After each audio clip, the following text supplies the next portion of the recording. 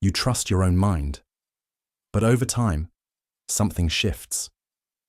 Maybe you are a difficult person. Maybe you do overreact. Maybe you're not as rational as you thought. And if enough doubt creeps in, you might start believing the one thing you never thought possible. Maybe they're right. This is gaslighting, a psychological weapon designed to make you question your own perception of reality. It's not just lying. It's erasing truth itself and replacing it with something more convenient for the manipulator. And the worst part, by the time you realize what's happening, if you ever do, you're already trapped. The term comes from a 1944 film, Gaslight, where a husband slowly convinces his wife that she's losing her mind. He dims the lights in their home, then denies that anything has changed when she notices. The goal? To make her doubt herself so completely that she becomes dependent on him. But this isn't just a movie trope. It's a real-world manipulation tactic used in toxic relationships, cults, politics, and even corporations. Gaslighting works because it destabilizes reality itself. It starts subtly. The manipulator denies things they've said or done, even when there's proof. I never said that. You're making things up. At first, you argue back. But over time, hearing the same denials over and over chips away at your confidence. Next, they attack your ability to think clearly. You're always so dramatic. You overanalyze everything. Soon, you start doubting your own judgment, convincing yourself that maybe you are the problem. Then comes emotional manipulation. Any reaction you have is dismissed. Why are you so sensitive? You always blow things out of proportion. The goal is to make you question your right to feel the way you do. Eventually, you start second-guessing your own emotions, apologizing when you shouldn't. And then, the final step, isolation. Gaslighters don't want you hearing outside perspectives, so they slowly cut you off from other influences. They tell you your friends are making you paranoid, that your family doesn't really understand you. Bit by bit, they become the sole authority on what's real. At this stage, they don't need to manipulate you anymore. You do it to yourself. You stop questioning them.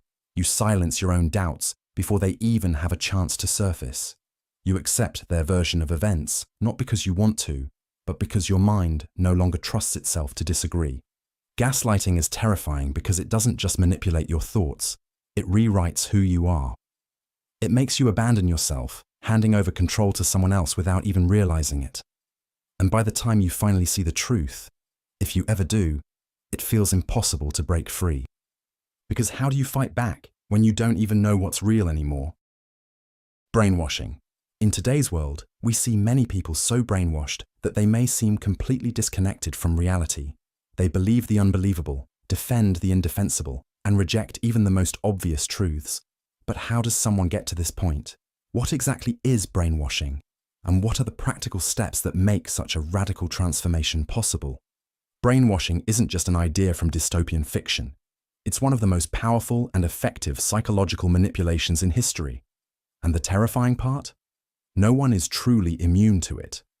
One of the most chilling real-world examples, the Jonestown Massacre. In 1978, over 900 people, including children, died after drinking cyanide-laced punch under the orders of cult leader Jim Jones. This wasn't a group of people who suddenly decided to follow a madman. They were conditioned, step by step, until their critical thinking was completely overridden. They truly believed they were making their own choices. That's the power of brainwashing. It doesn't force you to change. It makes you want to. So how does it actually happen? It follows a pattern: isolation, destabilization, indoctrination, and reinforcement. A process so effective that once it takes hold, escaping feels impossible. The first step is isolation. When you control the information someone has access to, you control their perception of reality. Jim Jones did this by moving his followers to a remote compound in Guyana, cutting them off from outside influences.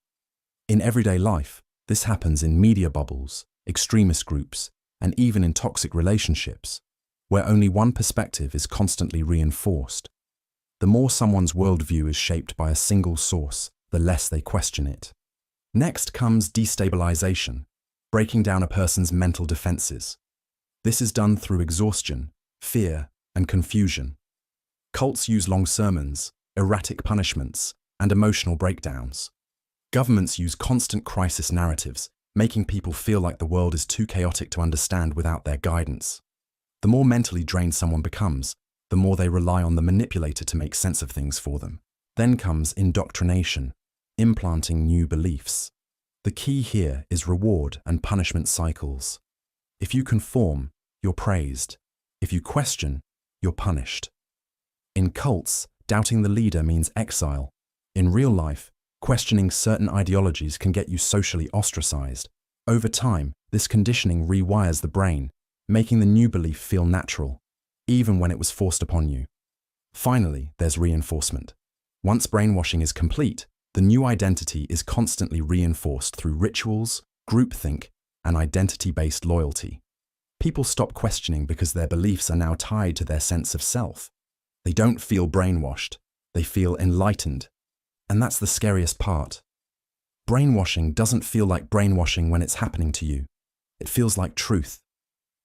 That's why people stay in abusive groups, fall for mass manipulation, and follow ideologies to extremes without ever questioning them. So how do you protect yourself? The first step is awareness. Brainwashing works by making critical thinking feel unnecessary or even dangerous. The moment you feel pressured not to question something, that's a red flag. The second step is exposure to multiple perspectives. If you only ever hear one side of a story, you are being controlled, even if you don't realize it. And the third step, pay attention to emotional manipulation. Fear, guilt, outrage, these are the tools used to override logic. Whenever your emotions are being used to shape your beliefs, stop and ask yourself, who benefits from me thinking this way? Because once your mind is rewritten, you won't even realize it happened. Love bombing. At first, it feels like something out of a movie. The attention is intoxicating. The affection is overwhelming. You've finally found someone who sees you, really sees you. They flood you with compliments, send constant texts, tell you you're special, that they've never met anyone like you. It's intense, exhilarating, almost too perfect. And that's because it is. This is love bombing, a psychological trick designed to make someone emotionally dependent before pulling the rug out from under them. It's not about genuine affection. It's a setup, a carefully crafted illusion. Love bombing works by hijacking the brain's reward system. When someone floods you with extreme positivity, your brain releases dopamine, the same neurotransmitter involved in addiction. It's a high, an emotional rush that feels impossible to walk away from. And that's exactly the point. In relationships, it might look like extravagant gifts, rushing intimacy, or intense declarations of love after only a few days. In friendships or workplaces, it's an instant connection, relentless praise, and flattery that feels almost surreal. But the real trick isn't in the excess, it's in the reversal. Because once the victim is hooked, the withdrawal begins. The good morning texts stop. The warmth fades. The compliments turn into cold indifference, or worse, criticism. Suddenly, the person who made you feel like the most special person in the world pulls away, leaving you scrambling to understand what went wrong. And here's where the real manipulation happens. Instead of recognizing the pattern, the victim blames themselves. They analyze every conversation, lower their boundaries, and work harder to fix what they think they did wrong. They chase the affection, not realizing that the honeymoon phase was never real to begin with. This cycle, intense affection followed by sudden emotional starvation, is a psychological trap. It's called intermittent reinforcement, the same mechanism that makes gambling so addictive. The victim never knows when the affection will return, so they keep chasing it, tolerating worse and worse treatment, just for another hit of that early euphoria. It's a tactic used by narcissists in relationships, by cult leaders to keep followers obedient, even by toxic workplaces to manipulate employees into loyalty. The unpredictability creates an emotional roller coaster, where the victim is so focused on regaining the high that they don't realize how much control they've lost. By the time they see the pattern, it's already too late. They're exhausted, isolated, doubting their own instincts.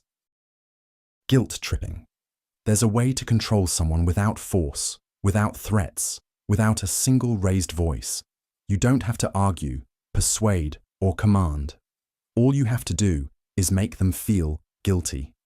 Guilt tripping and shame inducement are some of the most powerful psychological weapons, capable of turning people into puppets without them ever realizing it. The victim believes they're acting out of free will, when in reality, their emotions are being manipulated like strings on a marionette. Think about it. How many times have you done something, not because you wanted to, but because you felt bad if you didn't? Maybe you agreed to a favor even though you were exhausted. Maybe you apologized for something that wasn't your fault. Maybe you stayed in a toxic relationship because leaving would make you feel like a terrible person. That's guilt tripping in action, and it's terrifyingly effective. The trick is simple. First, the manipulator plants the seed of guilt, subtly twisting reality to make the victim feel responsible for their suffering. A parent sighs, "After everything I've done for you, this is how you treat me." A friend says, "I guess I just don't matter to you anymore." A partner says, "I sacrificed so much for this relationship, and you're just going to walk away?" None of these statements directly tell the victim what to do. They don't have to. The guilt does all the work. But guilt alone isn't always enough. That's where shame inducement comes in. Guilt makes you feel bad about something you did. Shame makes you feel bad about who you are. It's not, "You forgot my birthday." It's, "You're a terrible friend." It's not, "You made a mistake at work." It's, "You're completely incompetent." When someone internalizes shame, they stop fighting back. They don't just feel like they did something wrong. They feel like they are wrong. And that is the ultimate form of control. Cult leaders, abusive partners, manipulative bosses, they all use this tactic to break people down, to make them easier to control. If you can convince someone that they are inherently flawed, that they owe you something, that they are never quite good enough, then they will spend their lives trying to prove otherwise. They will stay in situations they should leave, agree to things they don't want, and chase approval that will never truly be given. But here's the scariest part. Guilt tripping doesn't just come from other people. We learn to do it to ourselves. We hear these voices so often that they become part of our own inner dialogue. I shouldn't say no. I should be a better person. I don't deserve to be happy. And once someone starts shaming themselves, the manipulation is complete. They no longer need anyone else to control them. So how do you break free? The first step is recognizing the pattern. Ask yourself, are you doing something because you truly want to, or because you're afraid of being seen as selfish, ungrateful, or a disappointment? Are you accepting blame that isn't yours? Are you constantly trying to earn approval that keeps moving just out of reach? Once you start questioning the guilt, you strip it of its power. Because the truth is, no one else gets to decide your worth. And the moment you stop playing their game, the spell is broken. Cultivating dependence. There's a reason cult leaders, abusive partners, and authoritarian regimes rarely use physical chains. They don't need to. The most effective way to control someone isn't to lock them up. It's to make them believe they can't survive without you. This is the dark art of engineered dependence, a psychological trick designed to make people abandon their own independence, willingly handing over control to someone else. And it works because it taps into something fundamental, the human need for connection. It starts with removing options one by one, not through force, but through subtle manipulation. A partner insists, your friends don't really care about you. A group warns, your family is toxic. You need to cut them out. A leader whispers, only we know the truth. The outside world is dangerous. At first, it feels like a suggestion, but soon it becomes a rule, then a belief, until one day you look around and realize there's no one left. Once isolation is complete, dependence takes over. The manipulator becomes the only source of validation, approval, security, even basic needs. They create problems only they can solve. They withhold kindness until obedience is guaranteed. In extreme cases, they control finances, decisions, even movement. The victim stops making choices for themselves, not because they don't want to, but because they've been conditioned to believe they can't. And here's the cruelest part. The victim thinks it's their choice. They aren't locked away. They aren't physically restrained, but they stay. Because their world has been rewritten so completely that leaving feels like stepping off a cliff. This method has been used throughout history. Cults sever members from friends and family, making the leader their only trusted source of truth. Abusive partners erode self-confidence until their victim believes they are nothing without them. Totalitarian governments censor information, ensuring their citizens feel powerless without the system that controls them. And once someone has been broken down like this, they don't need to be forced to stay. They will choose to. Even when escape is possible, even when the doors are wide open, they hesitate. Because when your identity has been shaped around someone else's control, freedom doesn't feel like freedom. It feels like a threat. Learned helplessness. In 1973, Patty Hearst, a wealthy heiress, was kidnapped by a militant group called the Symbionese Liberation Army. At first, she resisted. She was beaten, locked in a dark closet, and isolated for weeks. But then, something terrifying happened. Months later, she was seen holding a gun, robbing a bank alongside her captors. The world was stunned. How does someone go from being a victim to willingly committing crimes with the very people who tortured them? This wasn't just a hostage situation. It was a textbook case of psychological breakdown. It starts with breaking a person down. When someone is placed in a situation where they experience repeated punishment, failure, or isolation, their mind adapts in a disturbing way. They stop seeing escape as an option. Even when the door is wide open, they don't run. This isn't just a theory. Psychologists first discovered it in an experiment with dogs. They placed the animals in cages with electric floors. At first, the dogs tried to escape, but after being shocked repeatedly with no way out, they gave up. And here's the terrifying part. When the cage door was finally opened, they still didn't leave. They had learned helplessness. This is what makes victims of manipulation stay, even when a way out exists. How does this happen to people? It begins with unpredictable reward and punishment. One day, the captor is kind. The next, they're cruel. The victim never knows what to expect. Their brain becomes stuck in survival mode, too exhausted to fight back. Then comes self-doubt. The manipulator chips away at the victim's ability to think for themselves. They're told they're weak, foolish, incapable. Slowly, their confidence erodes to nothing. Eventually, they begin to believe they need their abuser to survive. Next is isolation. Friends, family, outside perspectives, all cut off. Without anyone to remind them of who they were before, their world shrinks. Their thoughts become controlled by their captor. And finally, forced dependence. The victim relies on their abuser for food, shelter, even basic human connection. By this stage, they might not just accept their captivity, they might defend it. Just like Patty Hearst did. They don't just stay. They become active participants in their own entrapment. This is why people remain in abusive relationships. Why prisoners of war form emotional bonds with their captors. And why high control groups keep their members submissive. It's not weakness. It's not stupidity. It's survival. The brain prioritizes safety over freedom. When someone is trained to believe escape is impossible, they won't even try. And that's what makes learned helplessness so terrifying. The most dangerous thing a manipulator steals isn't someone's freedom. It's their belief that freedom was ever possible in the first place.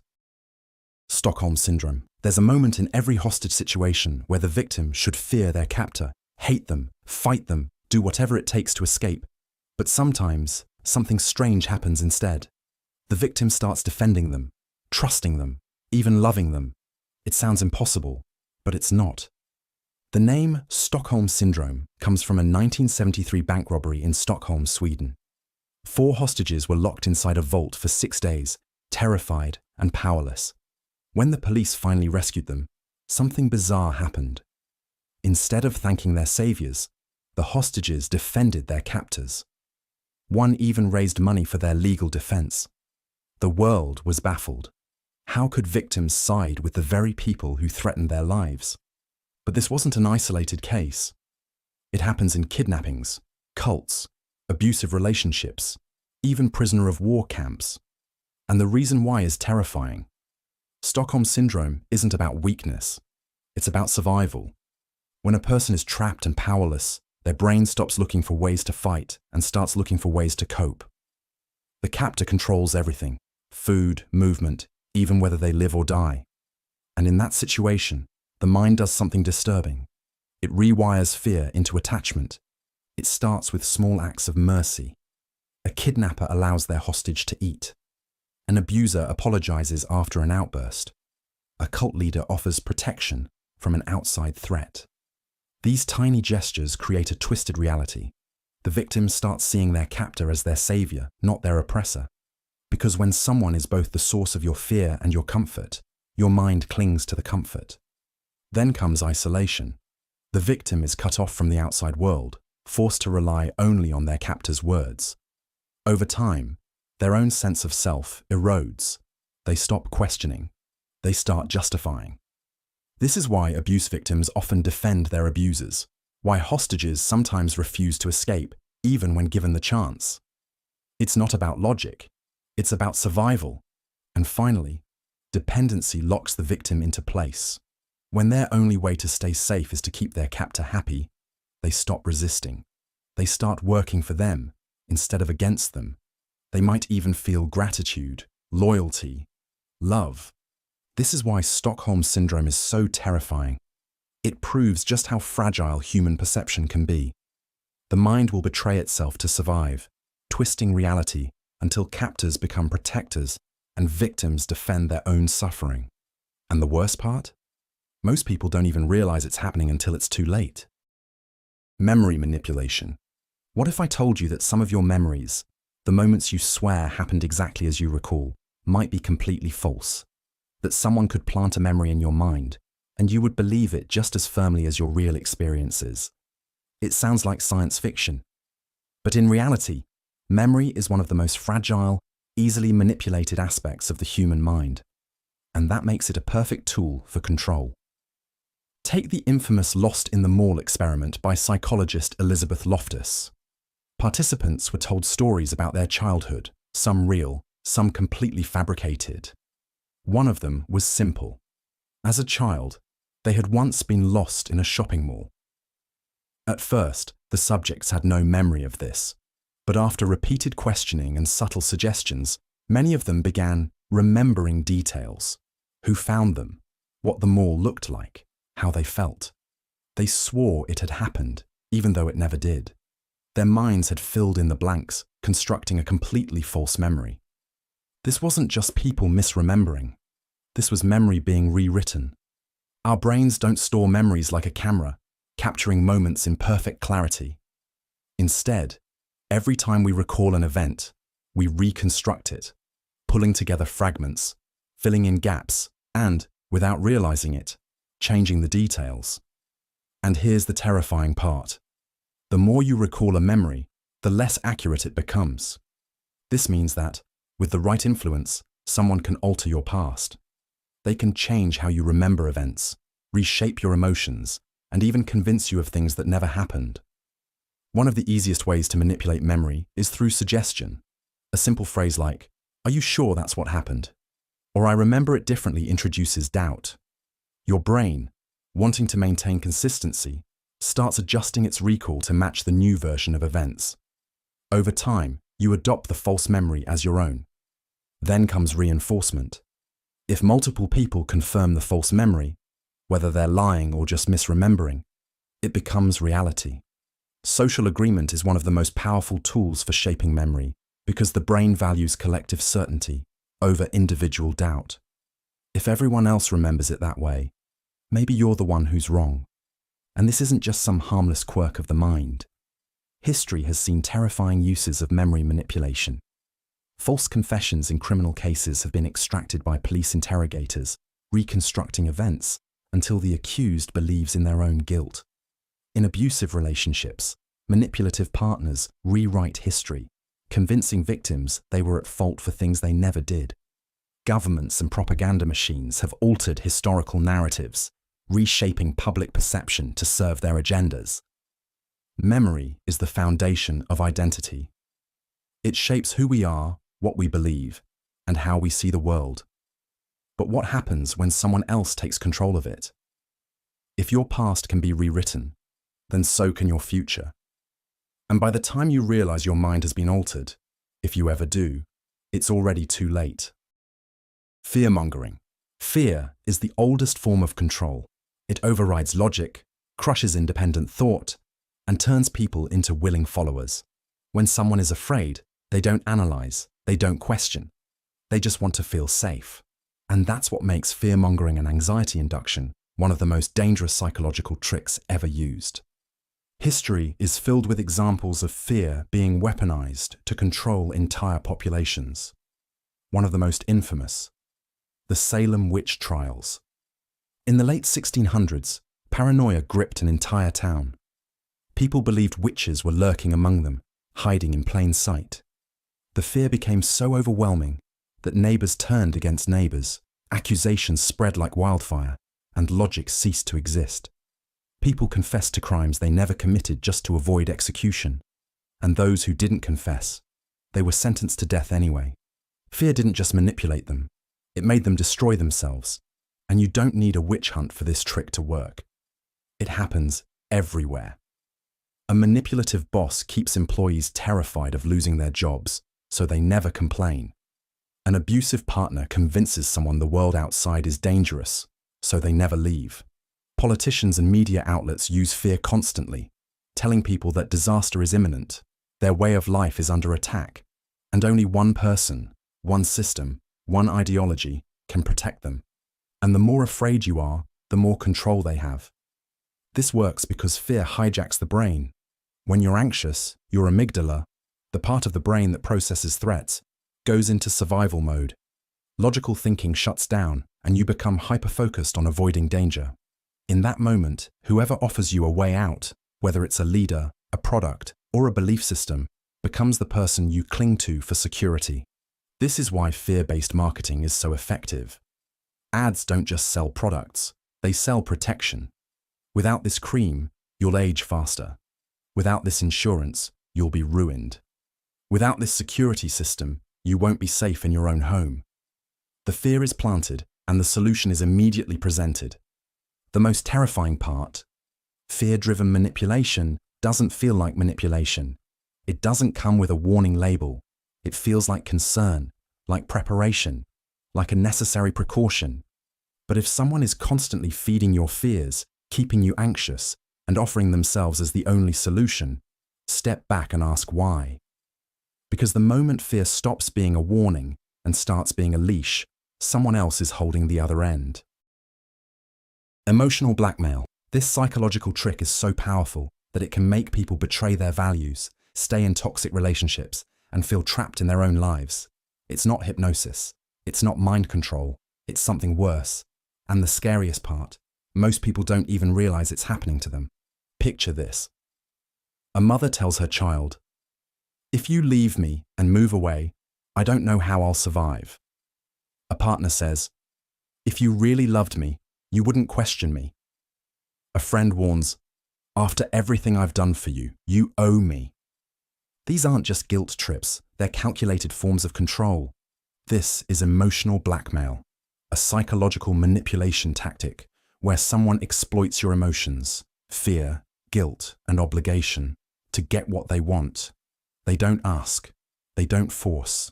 Instead, they make you feel like denying them is cruel, selfish, even dangerous. And before you know it, you're doing things you never wanted to do because saying no feels impossible. And this trick isn't just used by individuals. Entire groups and movements have been built on emotional blackmail.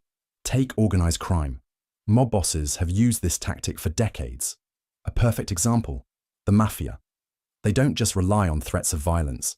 They manipulate loyalty, family ties, and unspoken debts to keep members obedient. A small favor is granted, an act of generosity extended. But there's an unspoken rule. Refusing to reciprocate is betrayal. The idea of walking away isn't just dangerous, it's made to feel morally wrong. That's how deep emotional blackmail can go. But it doesn't take a crime syndicate to use this trick. It happens everywhere. In relationships, where one partner constantly threatens to leave if they don't get their way. In families, where one person controls everyone else through outbursts and silent treatment. At work, where employees are made to feel guilty for setting boundaries. And it always follows a pattern. First, the manipulator makes a demand, subtle or direct. They want something from you, but instead of asking, they set a trap. Next, they trigger guilt, fear, or obligation. Maybe they act hurt. Maybe they explode in anger. Maybe they withdraw affection. Finally, they offer you a way out. If you just do what I say, everything will be fine. And just like that, you're trapped. Not because you can't say no, but because it feels like saying no will destroy everything. So how do you break free? It starts with recognition. If someone makes you feel like your emotions are being used against you, step back. If setting a boundary results in threats, guilt-tripping, or emotional punishment, you're being manipulated. And the key to breaking free isn't arguing, justifying, or explaining. It's refusing to play the game. And here's the chilling truth. Emotional blackmailers don't want love, fairness, or respect. They want control. And the moment they realize they can't control you anymore, they either escalate their tactics or move on to their next victim. Playing on insecurities. Everyone has insecurities, small whispers of doubt that creep into the back of your mind. Am I good enough? Do they really like me? What if I fail? Now imagine someone knowing exactly what those insecurities are and using them to control you. This is one of the darkest psychological tricks, weaponizing insecurities to manipulate behavior. And it happens everywhere. In relationships, in workplaces, in politics, even in the ads you see every day. One of the most infamous examples, Bernie Madoff's Ponzi scheme. He didn't just steal billions, he exploited his victims' deepest fears. He preyed on wealthy investors who feared missing out. He made them feel special, chosen, part of an exclusive club. And once he had them hooked, he used their greed, self-doubt, and desire for status against them. The result? People kept giving him money, even when the red flags were right in front of them. That's how this trick works. It starts by identifying someone's deepest fears or desires, then twisting them.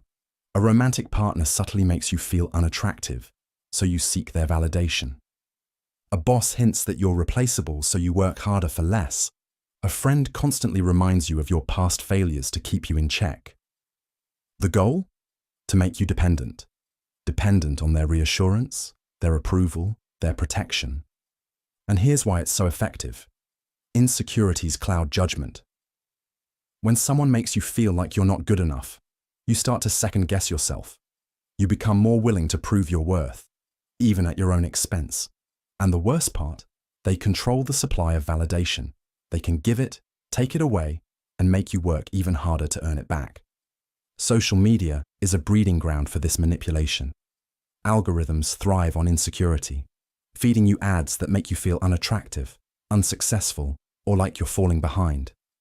Influencers curate lives designed to make yours feel less exciting. Companies sell you solutions to problems you didn't even know you had, until they pointed them out. But it's not just corporations that use this trick. It happens in families, friendships, and relationships. A toxic parent constantly reminding their child that they'd be nothing without them. A jealous friend downplaying your achievements so you never feel truly successful. A partner chipping away at your confidence, making you feel lucky to have them. Over time, these tactics break people down, making them easier to control. So how do you fight back? First, recognize the pattern. If someone's words or actions make you feel small, uncertain, or like you have something to prove, take a step back. Are they actually trying to help you grow, or are they making you dependent on their validation? Second, rebuild your confidence outside their influence. The less power someone has over your self-worth, the harder it is for them to manipulate you. And finally, remember this. No one who truly cares about you will ever use your insecurities against you. Because the most dangerous thing about this trick isn't just that people fall for it, it's that they often don't even realize it's happening until it's too late. Triangulation, a psychological trick so subtle it can turn the most confident person into an anxious wreck. It makes people question their worth, their relationships, and even their grip on reality, without them ever realizing it's happening. This is triangulation and jealousy induction, one of the most effective manipulation tactics used in toxic relationships, workplaces, and even politics. At its core, triangulation is about introducing a third person, real or imagined, into a dynamic to create tension, competition, or insecurity. It's a classic move in manipulative relationships. A controlling partner casually mentions how attractive or successful someone else is. They compare their victim to an ex, implying they aren't measuring up. Sometimes, they even fabricate outside interest just to provoke a reaction. It doesn't seem like direct manipulation at first. It's just a comment, just a story, just a harmless observation. But over time, it changes everything. Because the victim starts to compete for validation. They feel replaceable. They work harder to prove themselves. They stop focusing on whether the relationship is healthy and start obsessing over how to be good enough. Jealousy induction is the next step. Instead of just mentioning a third party, the manipulator actively stirs doubt and insecurity. They flirt in front of their partner. They praise someone else excessively. They make sure their victim sees the attention they supposedly receive. And with every calculated move, the victim grows more desperate for reassurance, because the more unstable they feel, the easier they are to control. And this isn't just in romantic relationships. It happens everywhere. In workplaces, a toxic boss pits employees against each other, constantly favoring one person over the rest to keep everyone on edge. In families, a parent compares their children, creating rivalry instead of connection.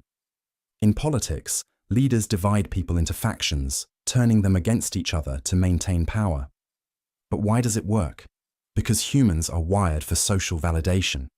When someone we care about or respect suddenly introduces competition, our brains go into survival mode. We crave reassurance.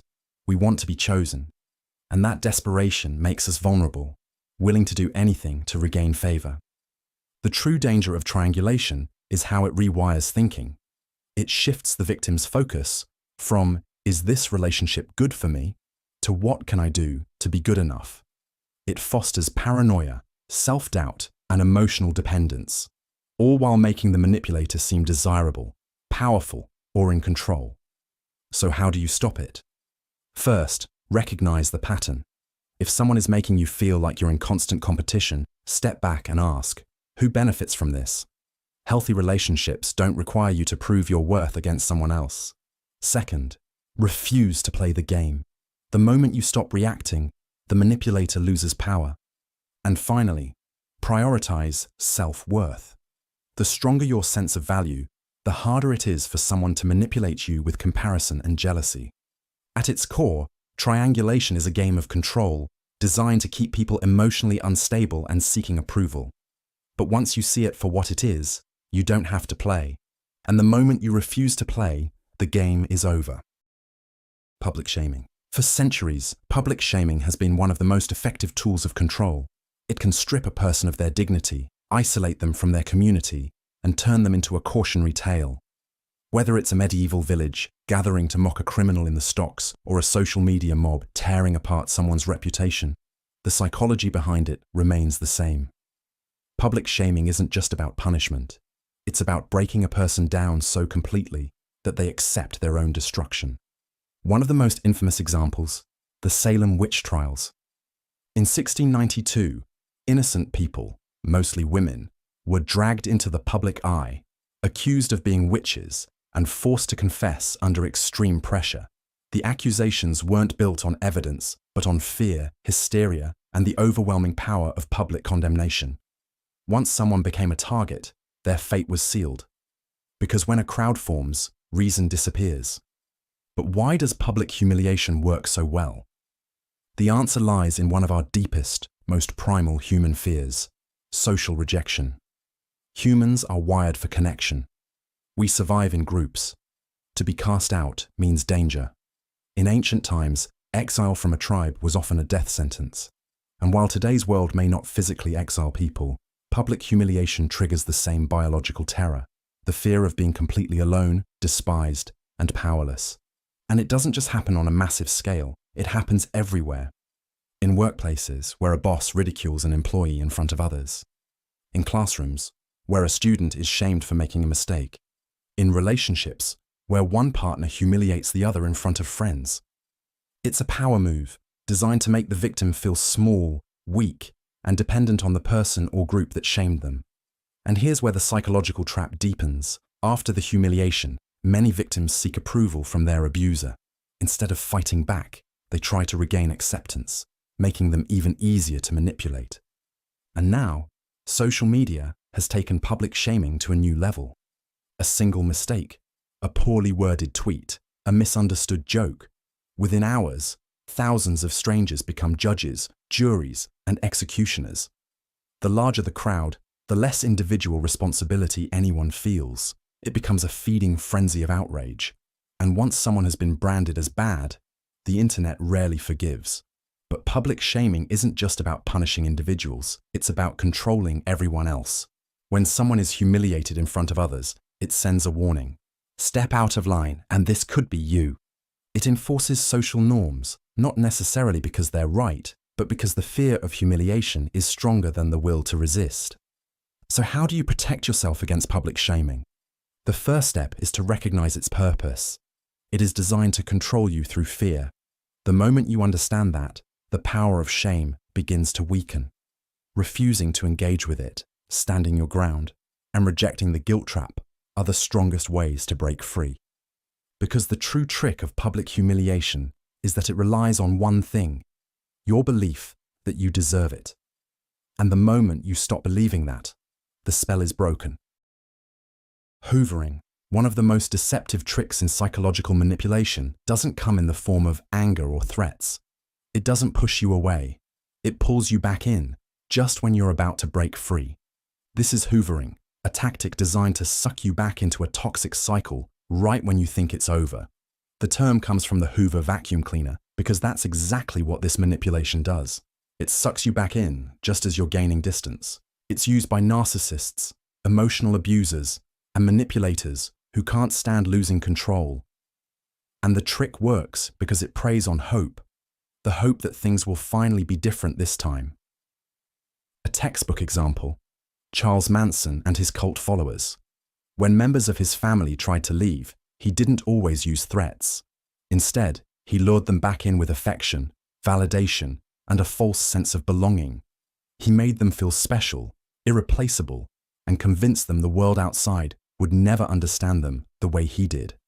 The goal wasn't just to bring them back, it was to make them willingly surrender control all over again. But how exactly does hoovering work? It's never just one approach. The love bomb. Hoover. The manipulator suddenly floods you with affection. They say they've changed. They remember your favorite songs, send nostalgic messages, remind you of the good times. They become the person you always wish they were, but only for as long as it takes to get you back. The pity Hoover. If love doesn't work, guilt is next. They claim they're struggling. Maybe they're depressed, sick, or going through a crisis. They make you feel responsible for their suffering. They don't ask you to come back outright, but they make sure you feel like a bad person if you don't. The anger Hoover. And if guilt fails, they lash out. They blame you, call you heartless, try to make you jealous by posting about how much happier they are without you. But the goal isn't to move on. It's to provoke a reaction, any reaction, to keep you emotionally hooked. And here's why it works. The brain craves closure. Every moment of kindness makes you forget the cruelty. Every moment of cruelty makes you crave the kindness again. It's not a single manipulation. It's a pattern, a push and pull cycle designed to keep you from ever fully letting go. So, how do you protect yourself? Recognize hoovering for what it is. Not a genuine attempt to reconnect, but a tactic of control. The second you see it for what it is, it loses its power. Block contact. Cut the ties completely. Don't engage, not even to explain why. Hoovering only works when there's a response. Without one, the manipulator loses their grip. Because walking away is hard, but staying in the cycle, that's where the real danger lies. And the only way to win, don't play the game. Cognitive dissonance. People will defend something, even when it's wrong, even when it hurts them, even when reality is screaming at them to stop. But this isn't just stubbornness. It's a psychological trap, a mental battlefield where, without even realizing it, you're forced to justify your own suffering. This is cognitive dissonance amplification, one of the most dangerous manipulation tactics, designed to make people double down instead of walk away. Cognitive dissonance happens when someone holds two conflicting beliefs at the same time. It creates an unbearable tension in the mind, a deep, unsettling discomfort that we are hardwired to resolve. Imagine being loyal to a leader, a relationship, or an ideology, only to be confronted with undeniable proof that it's harmful, corrupt, or even false. The logical response: leave. The real response: most people don't. Instead, they dig in deeper. They justify. They twist reality to fit what they want to believe, because admitting the truth would mean admitting they wasted time, energy, even their entire identity, on something that wasn't real. And that's too painful to accept. One of the most extreme examples? The Heaven's Gate cult. This group believed they would ascend to an extraterrestrial afterlife if they followed their leader, Marshall Applewhite. When their predictions failed, when the spaceship never came, did they question their beliefs? Their faith became stronger. Instead of seeing the failure as proof they were wrong, they convinced themselves it was a test of loyalty. And the more they sacrificed, the harder it became to leave. Walking away would mean admitting their entire worldview was a lie. Instead, they doubled down until, in 1997, their belief system led to a mass suicide. But this isn't just about cults. It happens everywhere. The trick is escalation. A manipulator starts small, convincing you to accept a minor contradiction, a little hypocrisy, something that feels wrong, but not wrong enough to walk away. A toxic boss pushes an employee to cover for unethical behavior, just once. It feels uncomfortable, but they justify it. I need this job. Then, the requests get bigger. Before they realize it, they're trapped in a system they would have once condemned. The same happens in abusive relationships. A partner starts with subtle manipulation, small moments of confusion, of twisting reality just enough to create doubt. Over time, the victim has to rationalize the abuse. They didn't mean it. I must have done something to deserve it. Each justification locks them in deeper because if they admit the truth, they'd have to face the fact that they stayed. And it's not just individuals who fall for this trick. Entire societies do. Political and ideological groups use it constantly. When people invest in a movement that later reveals itself to be corrupt or hypocritical, they don't necessarily reject it. Instead, they defend it. They find ways to justify the contradictions because admitting they were fooled feels worse than continuing to believe a lie. So how do you break free? First, recognize when your mind is fighting reality. Ask yourself, am I defending this because I believe it, or because I don't want to admit I was wrong? Second, distance yourself. Emotional attachment clouds judgment. Step back and examine the facts without the weight of your own investment. Cognitive dissonance is a natural part of the human mind, but when amplified by manipulators, it can turn even the most rational person into a prisoner of their own thoughts. The scariest part? The more you fight to convince yourself you're right, the deeper you fall into the trap. The only way out? Stop fighting. Start questioning. Exploiting mirror neurons. You yawn when someone else yawns. You laugh when a room erupts in laughter. Your brain isn't just observing, it's mirroring. And while this instinct fuels human connection, it can also be turned against you in ways you'd never suspect. At the core of this manipulation are mirror neurons, specialized brain cells that fire not just when you act, but when you see someone else acting. These neurons are why you flinch when someone gets hurt, or instinctively smile when someone smiles at you. They're the foundation of empathy, bonding, and social influence. But like any powerful tool, they can be weaponized. One of the most infamous examples, the rise of Adolf Hitler. Hitler didn't just give speeches, he mirrored the emotions of his audience. He reflected their fears, frustrations, and hopes back at them. His speeches weren't just words, They were emotional feedback loops amplified by the crowd's response. He didn't persuade with logic, he made people feel. And once emotion takes over, critical thinking shuts down. But mirroring doesn't need a massive crowd to work. Salespeople, politicians, cult leaders, and con artists use it constantly. A manipulator will subtly copy your posture, tone, and gestures to make you feel at ease. Your brain registers the similarity and assumes, this person is like me, I can trust them. It's why a skilled con artist can make you spill your secrets within minutes of meeting them. They're not just listening, they're reflecting you back to yourself. And this trick goes deeper. Mirroring can manufacture attraction and loyalty. Studies show that when someone subtly mimics your body language, you're more likely to like them, trust them, and agree with them, even if you just met. This is how toxic relationships begin. An abuser may start by mirroring their victim's personality, interests, and values, creating an illusion of perfect compatibility. But once that bond is established, the manipulation shifts. The abuser no longer mirrors, but controls, knowing their victim is too emotionally invested to leave. And this trick isn't just used by individuals. It's built into the systems we interact with every day. Social media algorithms act as digital mirror neurons. Ever notice how platforms feed you content that aligns with your existing beliefs? That's not an accident. The algorithm reflects back what you already think and feel, strengthening your biases and filtering out anything that challenges them. Over time, this creates echo chambers, polarization, and an inability to see other perspectives. So how do you protect yourself? First, recognize when you're being mirrored.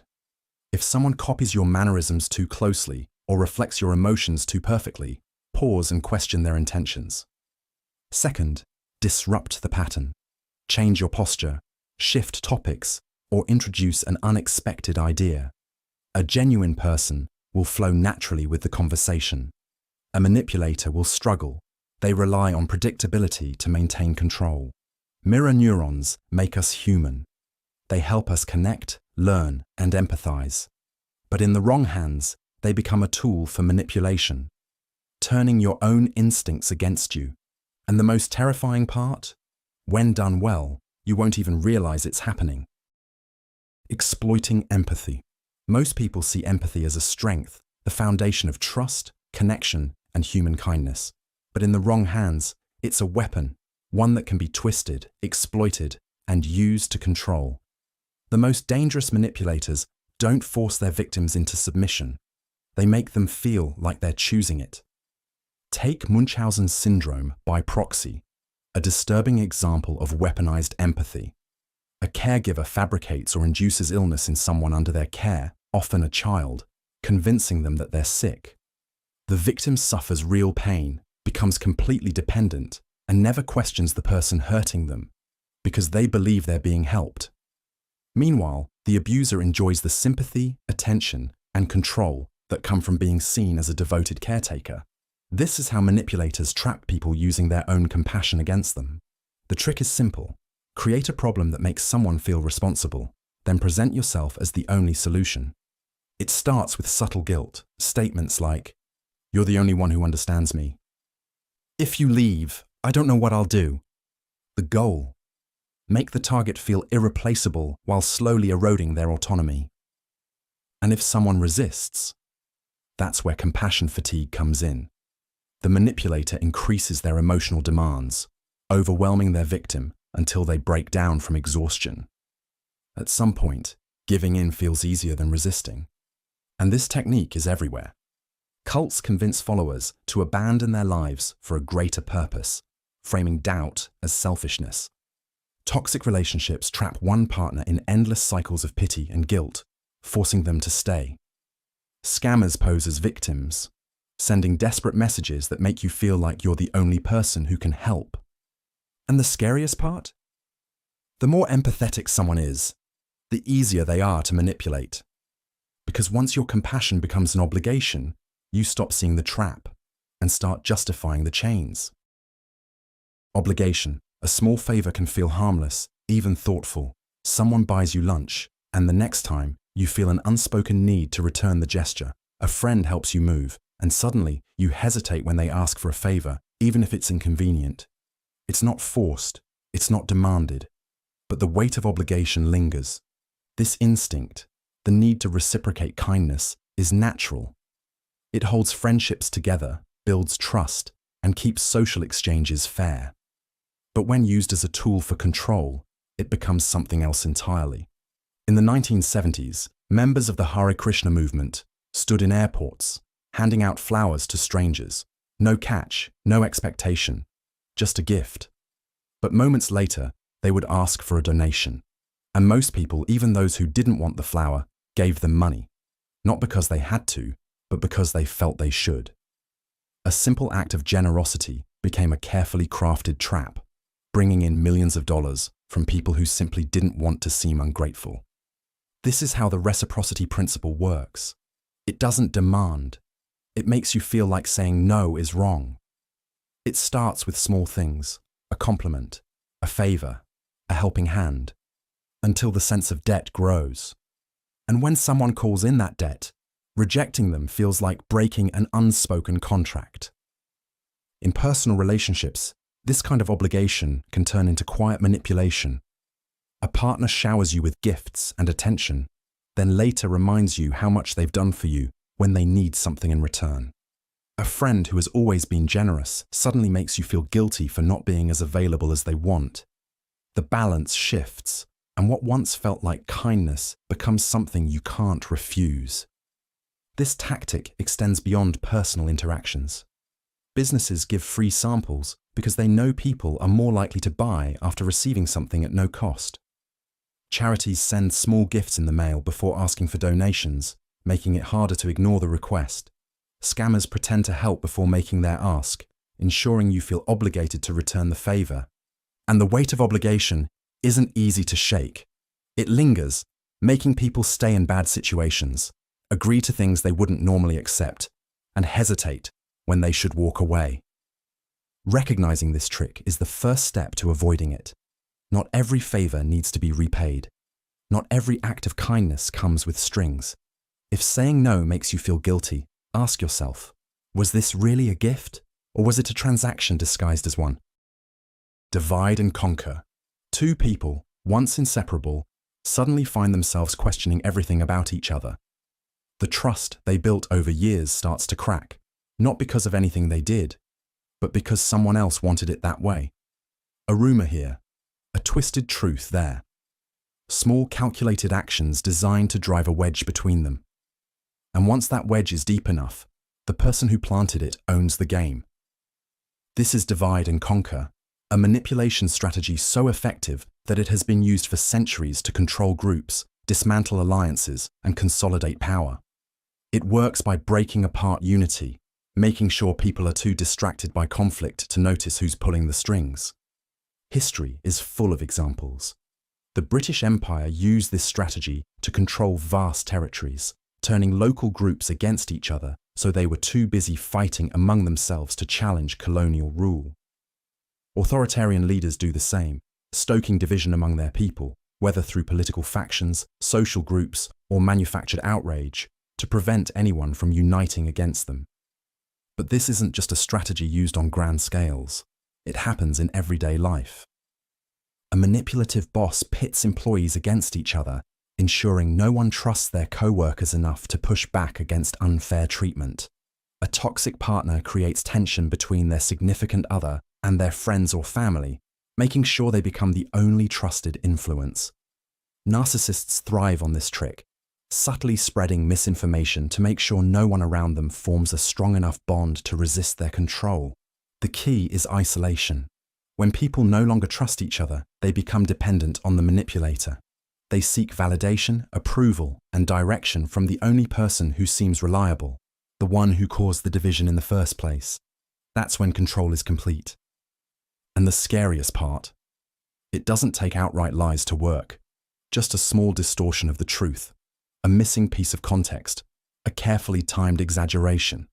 The result, allies turn into enemies, and the one pulling the strings remains untouchable. Authority bias.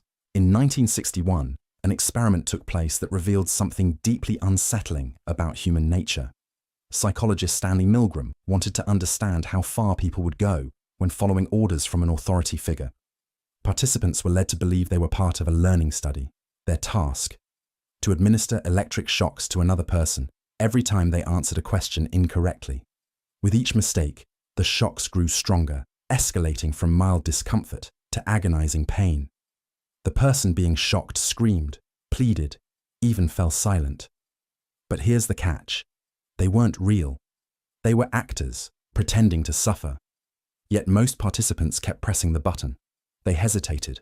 They looked uneasy. But when the man in the white lab coat told them to continue, they did. 2/3 of them followed instructions to the very end, delivering what they believed to be potentially fatal shocks, simply because an authority figure told them to.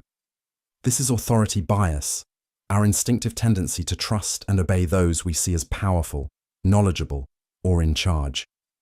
It's the same psychological mechanism that makes us follow doctors' orders without question, believe news anchors without verifying facts, or obey workplace policies even when they don't make sense.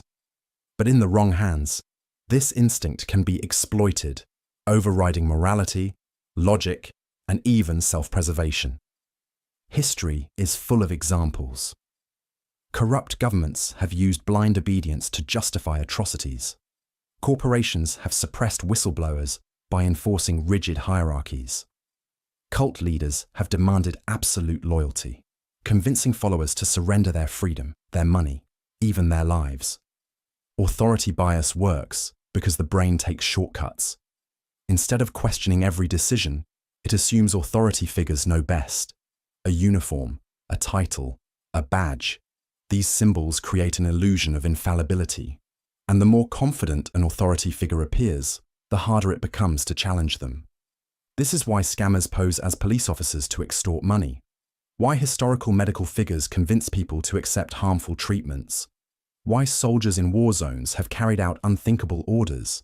Because refusing wasn't an option. And the effect becomes even stronger when obedience is combined with fear. When an authority figure not only commands, but also threatens, whether subtly or openly, resistance becomes nearly impossible. People comply even when they know something is wrong, because defying authority feels dangerous. The most disturbing part? You don't even need real authority to exploit this bias, just the illusion of it. A uniform, a fake badge, a confident tone. These are often enough to make people comply without question. The most effective tricks don't force people into submission. They make them willingly hand over control. Scapegoating. History repeats itself, not because people don't learn, but because manipulation works. And one of the oldest, most dangerous psychological tricks is scapegoating, the art of blaming a single person or group for problems they didn't create. It's a tactic so powerful that it has fueled witch hunts, toppled governments, and destroyed countless lives. A perfect example: the Salem witch trials. In the late 1600s, paranoia gripped the Massachusetts Bay Colony. Strange illnesses, crop failures, rising tensions. People needed answers. And instead of facing the complexities of reality, they turned to a simple, chilling conclusion: witchcraft. Dozens of people, mostly women, were accused with little to no evidence. Neighbors betrayed neighbors. Executions followed. And yet, the real problem, the fear and instability brewing beneath the surface, remained untouched. Because scapegoating isn't about finding the truth, it's about controlling the narrative. So why does it work so well? Because people crave simple answers to complex problems. When things go wrong, whether in a family, a workplace, or an entire nation, it's easier to believe there's a single villain behind it all. Admitting that problems are complicated, that they might not have one neat explanation, is uncomfortable. Blame brings relief. It gives people the illusion of understanding, even if that understanding is completely false. And this trick isn't just used in history books. Blame shifting, a smaller but equally dangerous version, happens every day. A cheating partner accuses their spouse of being paranoid. A corrupt politician blames the media for their downfall. A failing CEO pins the company's collapse on lazy employees. It's a psychological sleight of hand, redirecting attention so the real problem stays hidden. And the more this trick is used, the harder it becomes to see the truth. The scapegoat becomes the distraction. the real causes of the problem remain untouched, and people become so invested in their blame that they reject any evidence that contradicts it. This is how entire groups have been persecuted throughout history, not because of what they did, but because someone needed a villain. So, how do you avoid falling into this trap? Look beyond the obvious. If a problem is being reduced to a single enemy, ask yourself, who benefits from this? What's being ignored while all attention is focused on the scapegoat? And most importantly, are you being manipulated into believing an easy lie over a difficult truth? Because the most effective form of control isn't force, it's fear. And when that fear is given a face, a name, a scapegoat, it becomes the perfect weapon. Social proof exploitation. In 1968, a woman named Kitty Genovese was attacked outside her apartment in New York. She screamed for help for nearly half an hour. Dozens of people saw or heard the assault, yet no one intervened. No one called the police. Everyone assumed someone else would step in. This chilling effect is known as social proof, a psychological bias so deeply ingrained that it influences almost every decision we make. It's the instinct to follow the crowd, to assume that if many people believe or do something, it must be right. It's why people flock to restaurants with long lines, why trends take off overnight, and why misinformation can spread faster than truth. But when social proof is manipulated, it becomes a weapon. Advertisers use it constantly. They tell you millions of people love their product, that it's a #1 bestseller, or that everyone is switching to a new service. You might have never looked into it yourself, but the illusion of mass approval makes you instinctively trust it. Even a handful of fake reviews can be enough to push someone toward a purchase. Scammers use the same trick. Ever seen a product flooded with glowing but suspiciously similar reviews? A cryptocurrency hyped up by bots on social media? A sudden surge of accounts promoting a false narrative? These tactics manufacture credibility where none exists. It's the same method used by cults, Ponzi schemes, and propaganda machines. Make people believe everyone else is doing it, and they'll follow. But the real danger of social proof isn't just in marketing, it's in how it controls behavior in groups. Studies show that the more people witness an emergency, the less likely anyone is to help. It's called the bystander effect. Everyone assumes someone else will take responsibility. And in extreme cases, social proof fuels mob mentality. A person who would never commit violence alone might do so in a crowd because it feels justified. Morality gets outsourced. If no one else is stopping it, it must be okay. And here's where it gets unsettling. It doesn't take much to trigger social proof. A few planted opinions, a handful of fake followers, a carefully orchestrated trend, and suddenly, the illusion becomes real. Once enough people believe something, even skeptics start to fall in line. The scariest part. Most people will never realize they've been manipulated. They'll follow the crowd, convinced they made the decision themselves. Groupthink induction. One of the most dangerous psychological tricks isn't about manipulating a single person. It's about influencing entire groups until questioning the consensus feels impossible. It doesn't force people to agree. Instead, it creates an environment where disagreement feels like betrayal. And once that happens, people stop thinking critically, even when the decisions being made are obviously flawed. Imagine a high-stakes corporate meeting. A company is about to launch a product and everything points to disaster. Market research shows customers won't buy it. Engineers warn about technical failures, and some executives have private doubts. But in the room, there's nothing but agreement. No one speaks up. No one challenges the decision, not because they don't see the problem, but because no one wants to be the outlier. This is groupthink, a psychological phenomenon where the need for unity overrides logic, skepticism, and even self-preservation. When people are part of a group, they instinctively prioritize harmony. Dissent feels uncomfortable. Doubt makes you an outsider. And when the loudest, most dominant voices set the tone, everyone else follows, often without realizing it. It happens gradually. Maybe an authority figure expresses a strong opinion, and others instinctively align with it. Maybe the group values agreement so much that disagreeing feels like an attack. Over time, the pressure to conform becomes stronger than the pressure to be right. People suppress their doubts, rationalize bad ideas, and convince themselves that if everyone else agrees, it must be the right decision. And the consequences? Disastrous. History is full of catastrophic decisions fueled by groupthink. Failed military invasions, financial collapses, political disasters. Moments where, in hindsight, the flaws were obvious, but no one spoke up when it mattered. And the most dangerous part, inside the groupthink bubble, people don't feel manipulated. They believe they're thinking for themselves. But in reality, they're just echoing the voices around them. Cultivating a false identity. Some manipulators don't just lie, they become the lie. They shape their identities to fit whatever will make people trust them, molding themselves into whoever they need to be. This isn't just deception, it's performance. And when done well, it's nearly impossible to detect. Frank Abagnale, the real-life con artist behind Catch Me If You Can, pulled off one of the most audacious identity scams in history.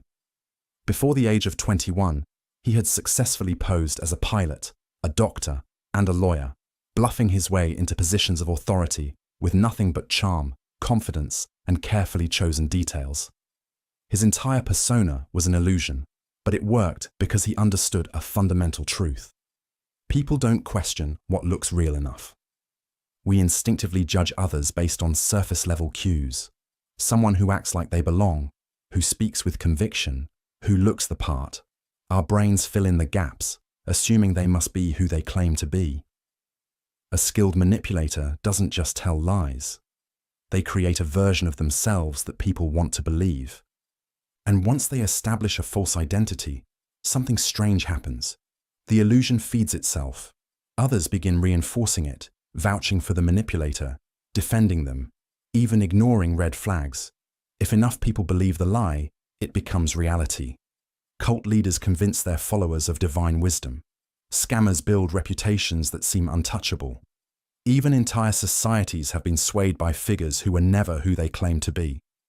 A false identity doesn't just fool others. It can warp the manipulator's own sense of reality. When someone fully embraces their fabricated persona, the line between deception and truth disappears, for them and for everyone around them. And once that happens, even they may no longer know what's real. The seeds of self-doubt. You don't need chains to keep someone trapped. Sometimes all it takes is a whisper in their mind, one that makes them question everything they once knew about themselves. The most insidious form of control doesn't come from force or coercion. It comes from planting a simple thought. What if I'm not good enough? This is the art of sowing self-doubt, a psychological trick that can dismantle confidence, reshape reality, and keep someone locked in a cycle of second-guessing themselves. And the worst part? Once the seed is planted, most people water it themselves. A classic example, the infamous Milgram experiment. While it's often remembered for obedience to authority, there's something more subtle at play. Participants weren't just pressured into shocking others. They were gradually led to doubt their own moral instincts. At first they resisted, but after being repeatedly told, "It's fine, keep going. You have to do this," many began to question their own judgment. If they hesitated, the authority figure reassured them. And with each step forward, their resistance weakened. By the end, they weren't just following orders. They had convinced themselves that their hesitation was misplaced, that maybe they were overreacting. That's how self-doubt works. It doesn't strike all at once. It seeps in slowly, often through calculated, strategic manipulation. It can start with a simple comment. "Are you sure that's the right choice? That doesn't sound like you. You always mess things up like this." When repeated enough, it forces the brain to spiral. It makes people look for evidence that maybe, just maybe, those doubts are true. And once someone starts believing it, their confidence collapses like a house of cards. Skilled manipulators use this to control others without ever lifting a finger. If you make someone doubt themselves enough, they'll look to you for validation. They'll become dependent on your approval, constantly seeking reassurance that they're making the right choices. Over time, they lose trust in their own judgment and start deferring to the person who knows better.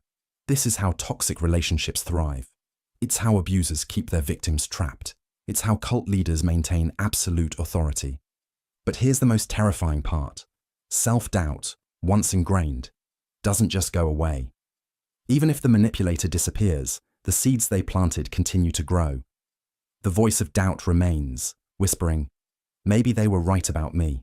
And that's why this trick is so dangerous. It doesn't just break people, it makes them break themselves. Emotional contagion exploitation. Have you ever walked into a room and immediately felt the energy shift? Maybe a single glance at someone's expression made you tense up, or a friend's excitement instantly lifted your mood. This isn't just intuition, it's a psychological phenomenon known as emotional contagion. And in the wrong hands, it's one of the most dangerous manipulation tactics ever used. Emotional contagion is the subconscious transfer of emotions from one person to another. Humans are wired to mirror emotions. It's part of how we connect, empathize, and communicate. If someone around you is anxious, your brain picks up on their cues, body language, tone, facial expressions, and before you know it, you start feeling anxious too. This happens automatically, without conscious awareness. And that's exactly what makes it so easy to exploit.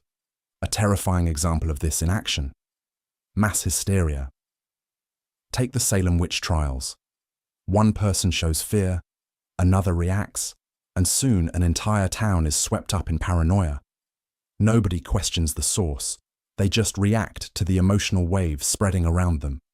The same effect plays out in financial crashes, riots, and even cult dynamics. When people around you panic, you feel the urgency too, even if there's no logical reason for it. Manipulators use emotional contagion to control people without ever needing to say, "Do this." Instead, they create an emotional atmosphere that makes people want to comply.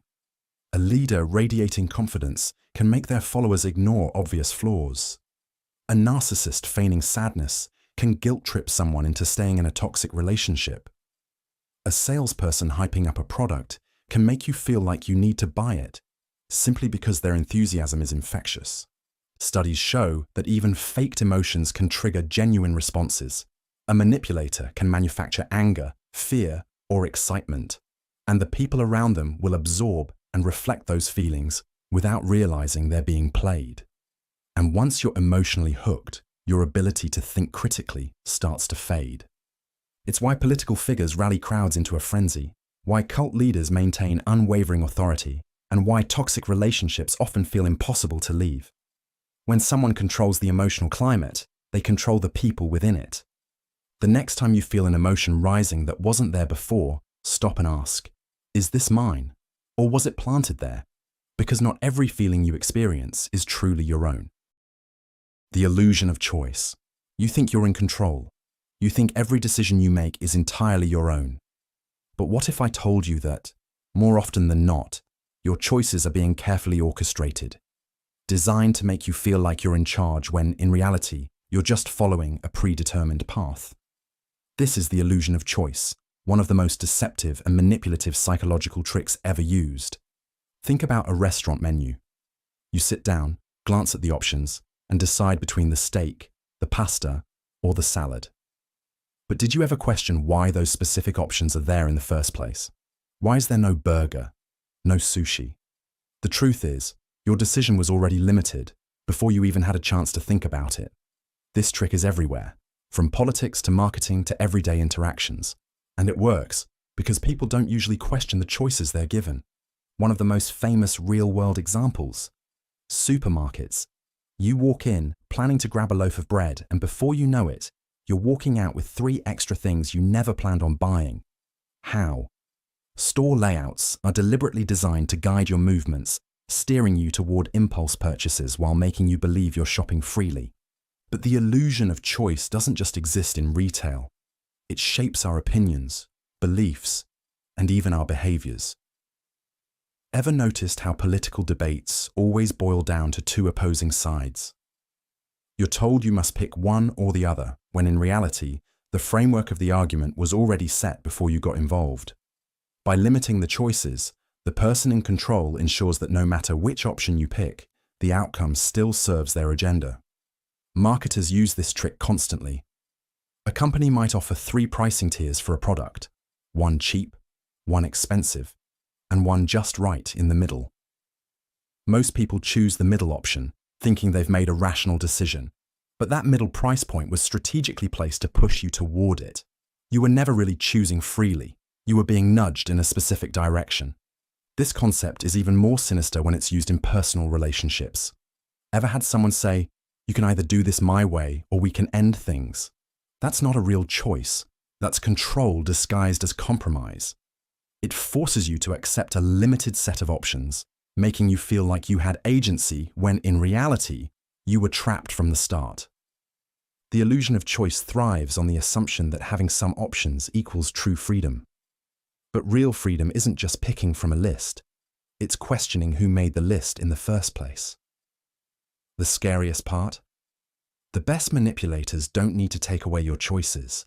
They just need to make you believe you had control all along. Anchoring bias exploitation. How much would you pay for a cup of coffee? $10? $5? $1? Whatever number popped into your head first, chances are it wasn't completely random. It was anchored to something. Maybe the price of coffee at your favorite cafe, maybe a ridiculous $10 figure I just mentioned. But what if I told you that your perception of value, fairness, and even reality itself can be hijacked by a simple trick known as anchoring bias? And the worst part, you'd never even notice it happening.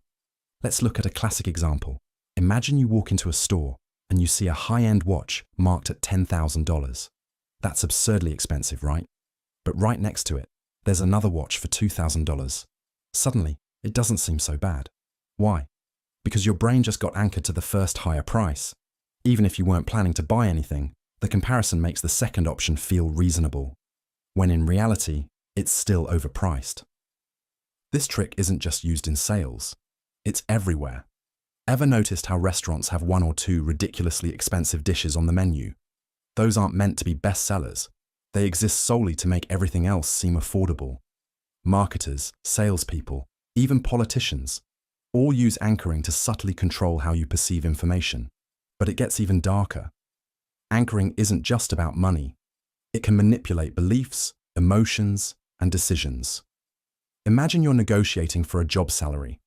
The company starts by suggesting a figure that's far below what you expected. You push back, and they generously raise the offer a little. Now, instead of negotiating based on what you deserve, you're negotiating based on the lowball number they planted in your head. And here's where it gets really disturbing. Anchoring is often used to distort reality itself. Let's say a news report tells you that crime in your city has increased by 300%, but they don't tell you what the baseline was. Maybe there was only one case last year, and now there are 4. But by anchoring you to that big percentage, they make the change seem terrifying.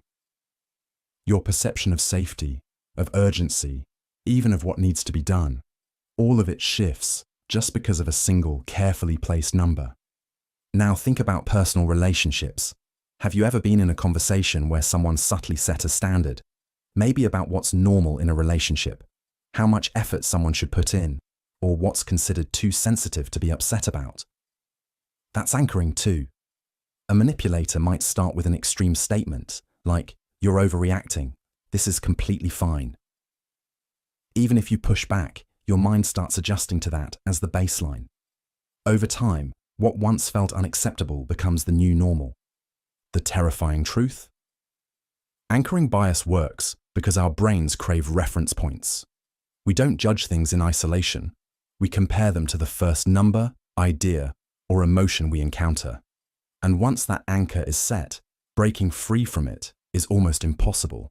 The best manipulators don't need to control all your choices, just the first one. Because once that anchor is in place, the rest of your decisions will fall exactly where they want them to. Framing effects manipulation. Let's say you walk into a store and see a sign that says 90% fat-free yogurt. Sounds pretty healthy, right? But right next to it, another brand says contains 10% fat. Suddenly that second one doesn't seem so great, even though it's literally the same thing. This is the framing effect, a psychological trick that doesn't change the facts, just how they're presented. And believe it or not, this simple shift in wording is enough to alter your entire decision-making process. Now, you might be thinking, okay, so what? That's just marketing. But framing is far more dangerous than making you pick a certain yogurt. It's used to shape political opinions, control public perception, and even manipulate your emotions without you realizing it. Here's a classic example. Imagine a new policy is proposed to combat a deadly disease. If people are told, this policy will save 200 lives, they're much more likely to support it than if they're told, this policy will let 400 people die. Even though both statements are mathematically identical, one just highlights saving lives, while the other highlights losing them. But framing doesn't just work with numbers, it works with morality. Let's take a controversial issue. Call one group pro-life and the other pro-choice.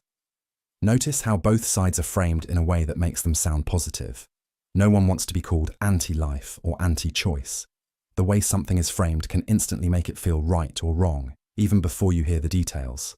And that's where it gets really dangerous.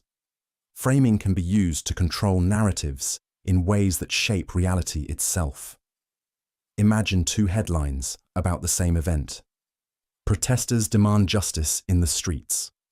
Rioting mobs wreak havoc in the city. Same situation, completely different emotional reaction.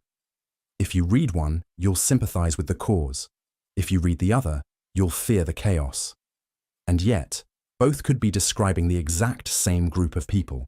This is how media, governments, and even corporations push agendas without ever needing to lie.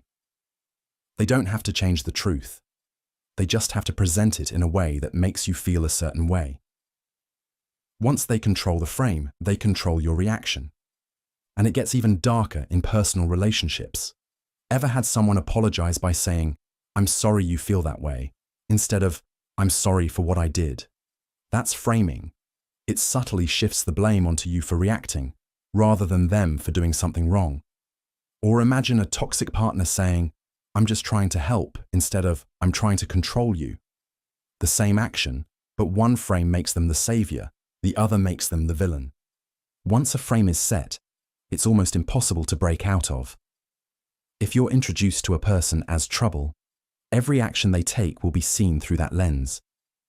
If a company convinces you their product is a luxury item, you'll justify paying more, even if the quality is the same as a cheaper alternative.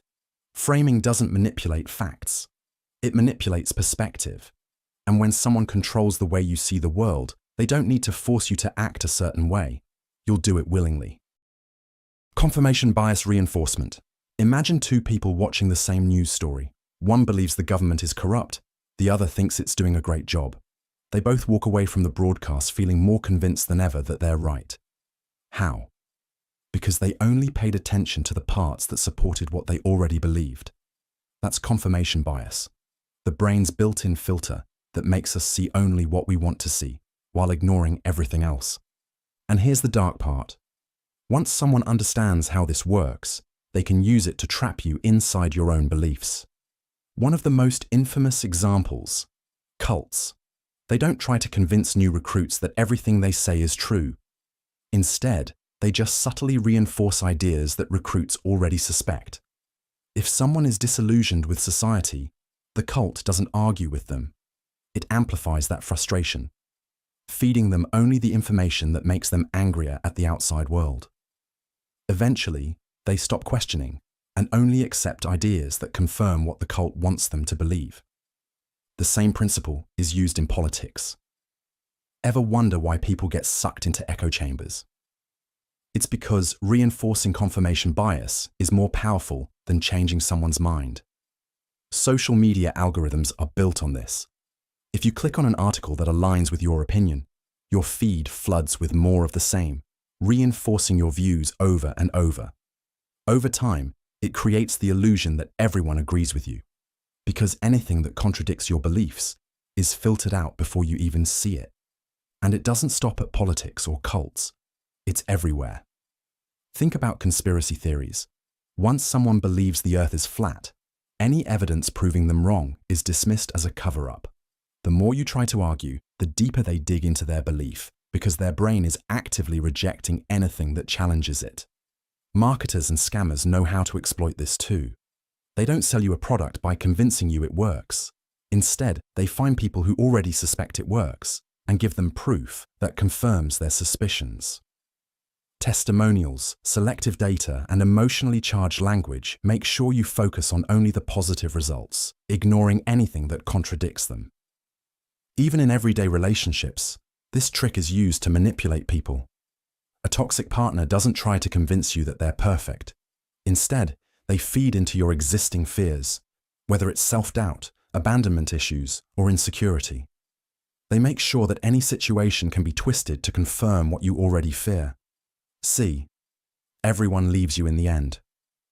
Over time, this erodes your ability to see reality clearly because your brain starts filtering out anything that contradicts those fears. Confirmation bias doesn't just make us ignore the truth, it makes us actively fight against it. Once you're caught in its grip, even undeniable facts feel like an attack. People don't just hold on to false beliefs, they defend them, because admitting they're wrong feels like a personal threat. That's why the most effective manipulators don't try to argue with you. They don't present new evidence or force you to believe something different. They simply control the flow of information, making sure that everything you see and hear confirms what they want you to believe. And once that happens, they don't need to change your mind. You'll do that yourself. The Baader-Meinhof Phenomenon. You ever notice that the moment you learn about something, it suddenly starts appearing everywhere? You hear a weird phrase for the first time, and now it's in every conversation. You see a rare car on the street, and now it's parked on every corner. It's not magic. It's not a conspiracy. It's a psychological trick your own brain plays on you, and it can be weaponized against you. This is called the Baader-Meinhof Phenomenon, also known as frequency illusion. Once your brain latches onto a concept, it starts filtering the world differently. The information was always there, but your mind is now tuned to recognize it, and that makes it feel like reality itself is changing. Here's where it gets dark. This psychological quirk can be exploited to manipulate what you believe, how you think, and even how you behave, without you realizing it. Let's say someone wants to control a narrative. They introduce an idea subtly. Maybe you see a tweet, overhear a conversation, or watch a video casually mentioning it. At first, it means nothing, but then you start noticing it everywhere. It's in news headlines, social media feeds, casual discussions, and suddenly, it feels like a universal truth. But it's not. It's just your brain being hacked. Marketers use this to sell products. A brand makes sure you randomly encounter their name multiple times a day, making it feel more popular than it actually is. Politicians use it to push ideologies. One repeated phrase, one carefully planted idea, and suddenly it feels like the whole world believes it. Cult leaders, they plant a concept in your mind, reinforce it subtly, and soon it's impossible to ignore. The Baader-Meinhof phenomenon makes it alarmingly easy to distort reality. And the worst part? It doesn't even feel like manipulation. It feels natural. Your brain convinces you that you discovered this pattern on your own, that the world is confirming it for you. That's what makes it so dangerous. So the next time something suddenly seems to be everywhere, pause. Ask yourself, is this really happening? Or is someone, somewhere, making sure I see it? Exploiting mirror neurons. You yawn when someone else yawns. You laugh when a room erupts in laughter. Your brain isn't just observing, it's mirroring. And while this instinct fuels human connection, it can also be turned against you in ways you'd never suspect. At the core of this manipulation are mirror neurons, specialized brain cells that fire not just when you act, but when you see someone else acting. These neurons are why you flinch when someone gets hurt, or instinctively smile when someone smiles at you. They're the foundation of empathy, bonding, and social influence. But like any powerful tool, they can be weaponized. One of the most infamous examples, the rise of Adolf Hitler. Hitler didn't just give speeches, he mirrored the emotions of his audience. He reflected their fears, frustrations, and hopes back at them. His speeches weren't just words, they were emotional feedback loops amplified by the crowd's response. He didn't persuade with logic, he made people feel. And once emotion takes over, critical thinking shuts down. But mirroring doesn't need a massive crowd to work. Salespeople, politicians, cult leaders, and con artists use it constantly. A manipulator will subtly copy your posture, tone, and gestures to make you feel at ease. Your brain registers the similarity and assumes, this person is like me. I can trust them. It's why a skilled con artist can make you spill your secrets within minutes of meeting them. They're not just listening, they're reflecting you back to yourself. And this trick goes deeper. Mirroring can manufacture attraction and loyalty. Studies show that when someone subtly mimics your body language, you're more likely to like them, trust them, and agree with them, even if you just met. This is how toxic relationships begin. An abuser may start by mirroring their victim's personality, interests, and values, creating an illusion of perfect compatibility. But once that bond is established, the manipulation shifts. The abuser no longer mirrors, but controls, knowing their victim is too emotionally invested to leave. And this trick isn't just used by individuals. It's built into the systems we interact with every day. Social media algorithms act as digital mirror neurons. Ever notice how platforms feed you content that aligns with your existing beliefs? That's not an accident. The algorithm reflects back what you already think and feel, strengthening your biases and filtering out anything that challenges them. Over time, this creates echo chambers, polarization, and an inability to see other perspectives. So how do you protect yourself? First, recognize when you're being mirrored. If someone copies your mannerisms too closely or reflects your emotions too perfectly, pause and question their intentions. Second, disrupt the pattern. Change your posture, shift topics, or introduce an unexpected idea. A genuine person will flow naturally with the conversation. A manipulator will struggle. They rely on predictability to maintain control. Mirror neurons make us human. They help us connect, learn, and empathize. But in the wrong hands, they become a tool for manipulation, turning your own instincts against you. And the most terrifying part? When done well, you won't even realize it's happening. Pacing and leading. You ever meet someone who just gets you? Someone who seems to be on your wavelength, saying the right things, making you feel like they understand you better than most. You trust them, maybe even follow their advice because, well, it feels natural. But what if that was engineered? What if they weren't just understanding you, but leading you, without you even realizing it? This is called pacing and leading, a psychological technique used in persuasion, manipulation, and even mind control. It works by first matching the person's thoughts, emotions, or behaviors, pacing them, before subtly shifting them toward a desired outcome. Done correctly, it makes people agree, comply, or follow without resistance. Ever noticed how cult leaders, con artists, or even politicians start by mirroring the frustrations of their audience? I know how you feel. You're tired.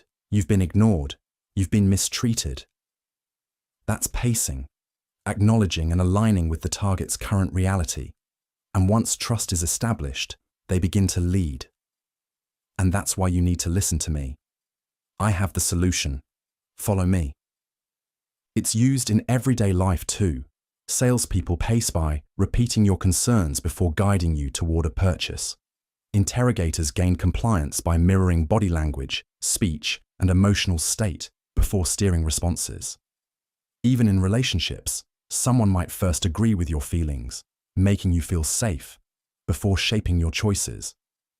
And here's what makes it dangerous. It feels natural. The manipulation isn't forced, it's welcomed. You think you're making decisions, but in reality, your choices have been pre-scripted, introduced so smoothly that by the time you realize what's happening, you're already 2 steps ahead on a path you never chose. Neuro-Linguistic Programming. Ever had a conversation where someone seemed to be guiding your thoughts without you even realizing it? Where, before you knew it, you were agreeing, nodding along, and feeling strangely compelled to trust their perspective? That wasn't an accident. That was a technique. Neuro-Linguistic Programming, or NLP, a set of psychological tricks so subtle, so effective, that entire industries have been built on them. At its core, NLP is about influencing people's thoughts, emotions, and behaviors through language and subconscious cues. It works by detecting patterns in speech, body language, and mental associations, then subtly steering them toward a desired conclusion. Used ethically, it's marketed as a way to improve communication, confidence, and persuasion. Used maliciously, it can be a tool for manipulation, deception, and even control. One of the most well-known examples: the embedded command, a hypnotic technique where a request is disguised within a casual sentence. Instead of directly telling someone, "You should trust me," an NLP practitioner might say, "You might not even realize it yet, but you're starting to trust what I'm saying." The suggestion is planted. The mind processes it without resistance. Another tactic: mirroring. When someone subtly mimics your posture, speech patterns, and energy level, your brain interprets it as familiarity. You instinctively trust them without even knowing why. Cult leaders use it to build deep rapport. High-pressure salespeople use it to lower your defenses. It's why you sometimes feel connected to someone you've only just met. But the most chilling NLP trick is anchoring, associating an emotion with a specific word, gesture, or stimulus. If a manipulator repeatedly makes you feel safe whenever they use a certain phrase, your brain links that feeling to them. Later, even when they're being deceptive, that same phrase triggers trust. The real danger of NLP isn't just that it works, it's that you won't even know it's happening. Subliminal messaging. You think you're in control of your thoughts, your choices, your beliefs. But what if I told you that right now, as you listen to this, there are messages being planted in your mind? Messages you'll never consciously register, but will still influence your decisions? Subliminal messaging isn't science fiction. It's real, it's powerful, and it's been used for decades to manipulate people without them ever realizing it. The most infamous example? The 1957 Coca-Cola experiment. A market researcher named James Vickery claimed he had flashed the words "drink Coca-Cola" and "eat popcorn" on a movie screen for just a fraction of a second, too fast for conscious awareness, but just enough for the subconscious to absorb it. He later reported that concession sales skyrocketed. The world panicked. People feared they were being hypnotized into buying things against their will. While Vickery later admitted to falsifying the results, the concept itself wasn't a lie. In fact, advertising agencies, political campaigns, and even intelligence agencies have since experimented with subliminal techniques because they work. At its core, subliminal messaging is about bypassing critical thinking. The conscious mind filters information, but the subconscious mind absorbs everything. When an image, phrase, or idea is subtly repeated, it embeds itself into your mind without resistance. Later, when you're making a decision, you'll feel a strange, unexplained pull toward a certain choice because it has been implanted in your thoughts. One way this is used: hidden imagery in advertisements. Fast food brands have been caught placing visual triggers, suggestive shapes, familiar symbols, even hidden words, to make their food look more appealing. Political campaigns use color psychology and background music to create emotions that subtly sway opinions. Even social media algorithms play a role, nudging people towards certain viewpoints by subtly reinforcing what they want you to see. But it gets worse. Subliminal messaging isn't just visual, it's auditory too. Certain sounds, embedded at barely perceptible levels in music or commercials, can trigger specific emotional responses.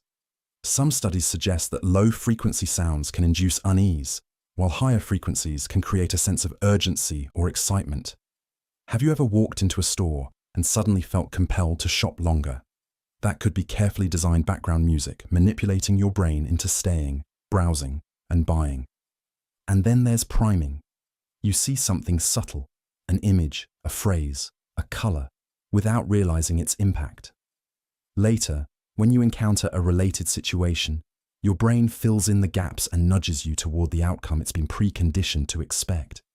Casinos do this all the time. Bright flashing lights, the constant sound of slot machines winning, no clocks, no windows. It's all engineered to make you lose track of time and keep spending. Perhaps the darkest part of subliminal messaging is how seamlessly it integrates into everyday life. News outlets use subtle word choices to shape narratives. Social media platforms carefully curate your feed to reinforce your beliefs. Even in relationships, people can use subliminal reinforcement to manipulate their partners, gradually altering their perception of reality. So, the question is, how much of your thinking is actually yours? How many choices have you made that were subtly engineered without you even realizing it? The most unsettling part about subliminal messaging isn't that it exists, it's that you may never truly know when it's working on you. Priming effects. You walk into a store and soft classical music is playing. You feel a little more refined, maybe a bit more willing to splurge. Later, you're at a restaurant and the menu has elegant cursive font. Suddenly, the higher-priced dishes seem more appealing. You think you're making decisions freely, but in reality, you've been primed. Priming is one of the most subtle, yet powerful psychological tricks. It's the process of implanting an idea into your mind without you realizing it, making you more likely to think, feel, or act in a certain way. It doesn't require force, persuasion, or even awareness.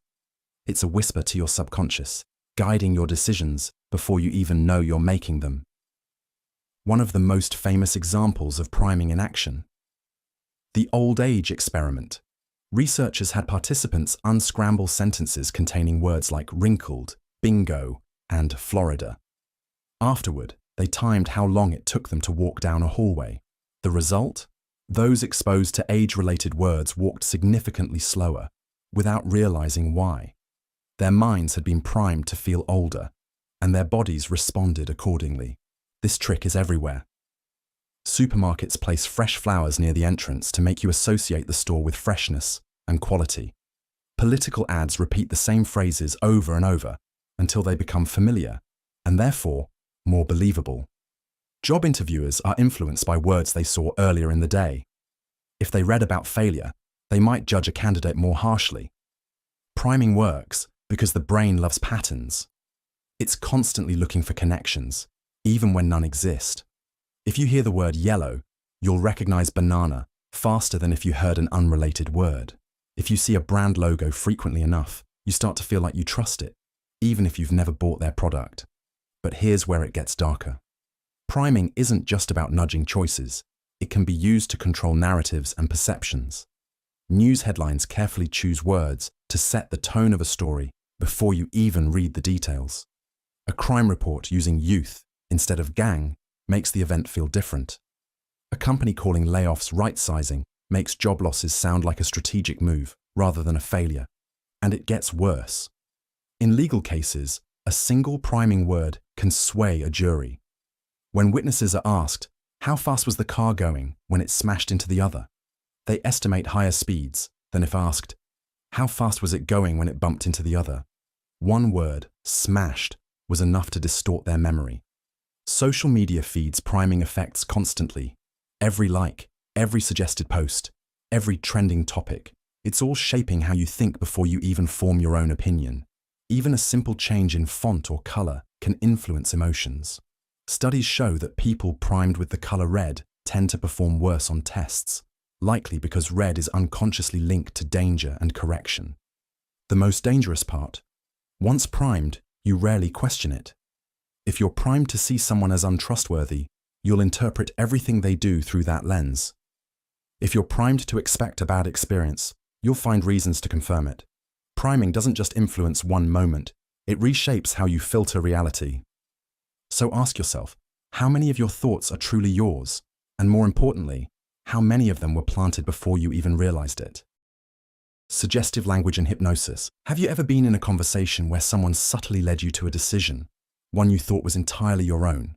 Maybe you walked into a store, and before you knew it, you were convinced to buy something you didn't even need. You probably thought it was your own choice, but what if it wasn't? What if a few carefully chosen words could bypass your critical thinking and plant a decision in your mind before you even realize it? That's the power of suggestive language and hypnosis.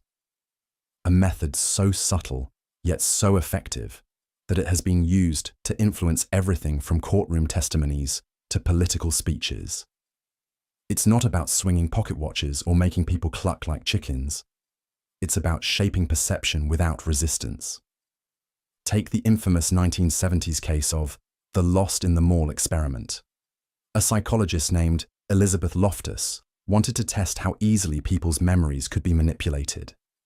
She told participants a fake childhood story about being lost in a shopping mall, crying, and finally being rescued by a kind stranger.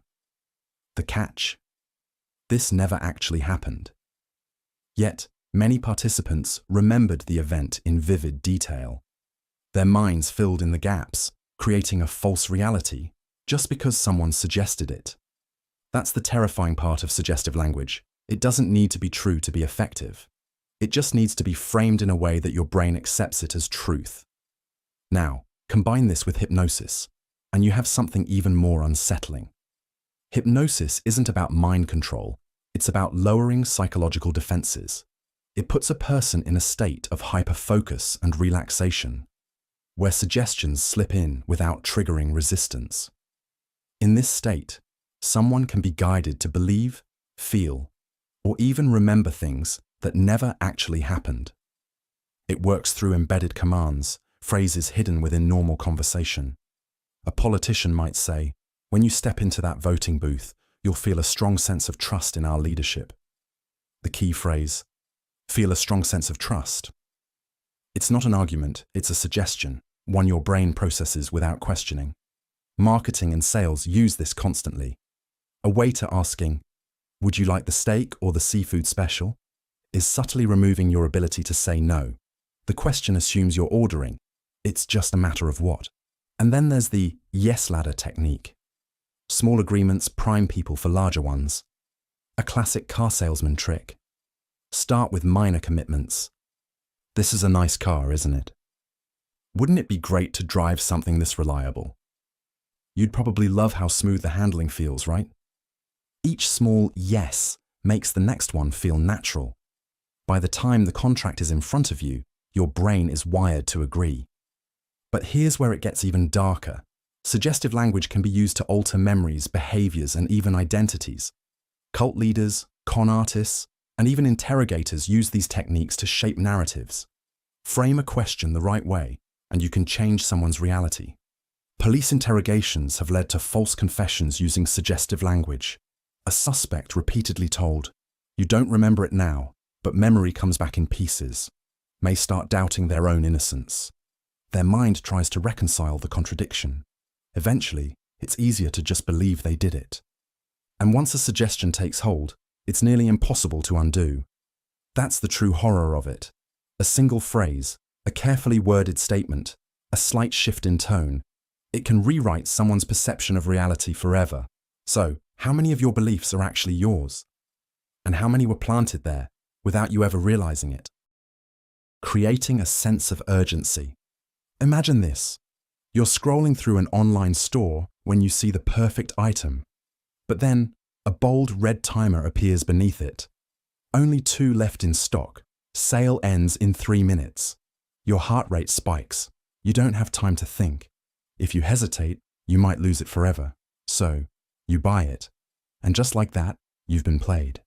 This is the power of urgency manipulation, one of the most effective ways to control human behavior. It bypasses rational thinking and forces people to act on impulse.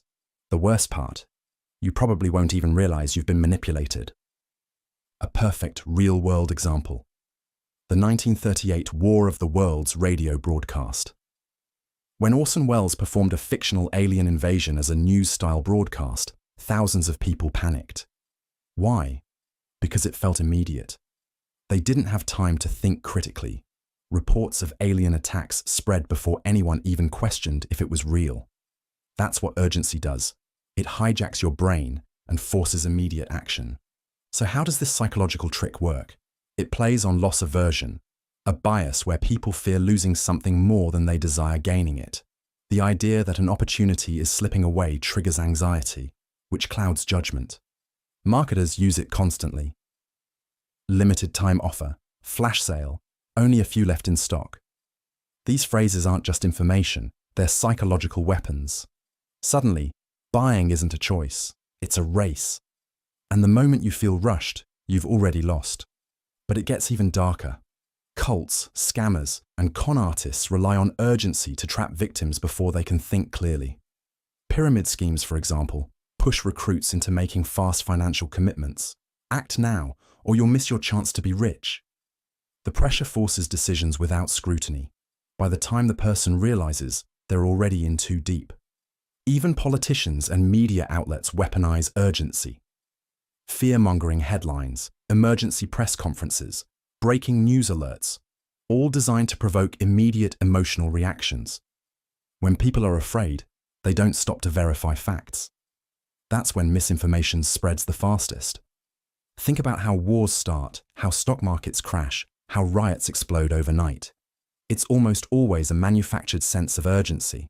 When emotions take control, rational thought shuts down, and that's the moment people become the easiest to manipulate. The most disturbing part: urgency feels natural. It feels like you're making the right decision when, in reality, someone else has already made it for you. So the next time you see a countdown timer, an urgent warning, or someone pushing you to act immediately, pause. Because the moment you feel rushed, you might already be under someone else's control. Foot in the door technique. Let's start with a simple question. Would you put a tiny sticker on your window to support a cause you believe in? Seems harmless, right? It's just a sticker.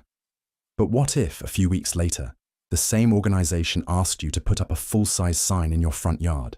Statistically, you're far more likely to say yes, simply because you said yes to the first, much smaller request.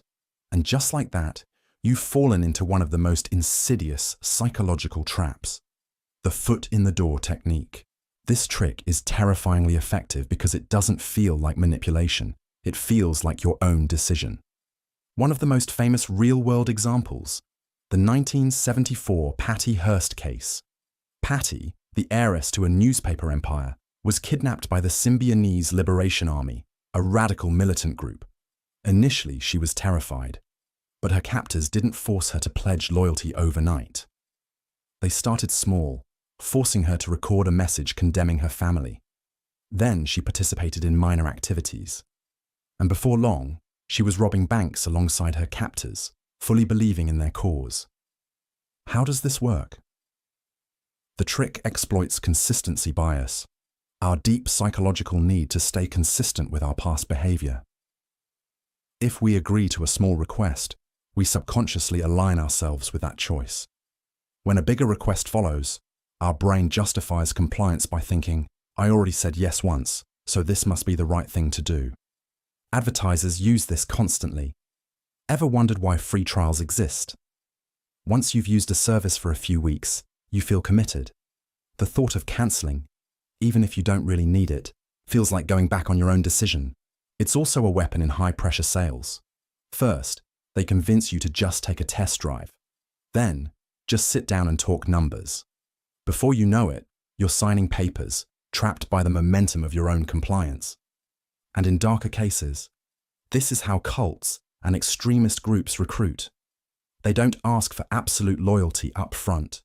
Instead, they start with something small: attend a meeting, sign a petition, donate a small amount. The deeper you go, the harder it becomes to say no. Because once you take that first step, you're already walking down the path they chose for you. Think about this the next time someone asks for a small favor. The request itself might not be the real trap. It's what comes after that you should be worried about. Door in the face technique. Let's say a charity worker approaches you on the street and asks, would you be willing to donate $500 to help struggling families? That's a big ask. You probably hesitate, feel a little awkward, and then say no. But then they follow up with, okay, totally understandable. How about just $20?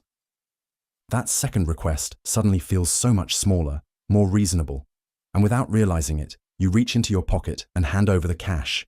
You just fell for one of the most powerful compliance techniques in psychology, the door in the face technique. This trick works because of something deeply embedded in human psychology: reciprocal concessions. When someone lowers their demand after an initial rejection, we feel pressured to meet them halfway.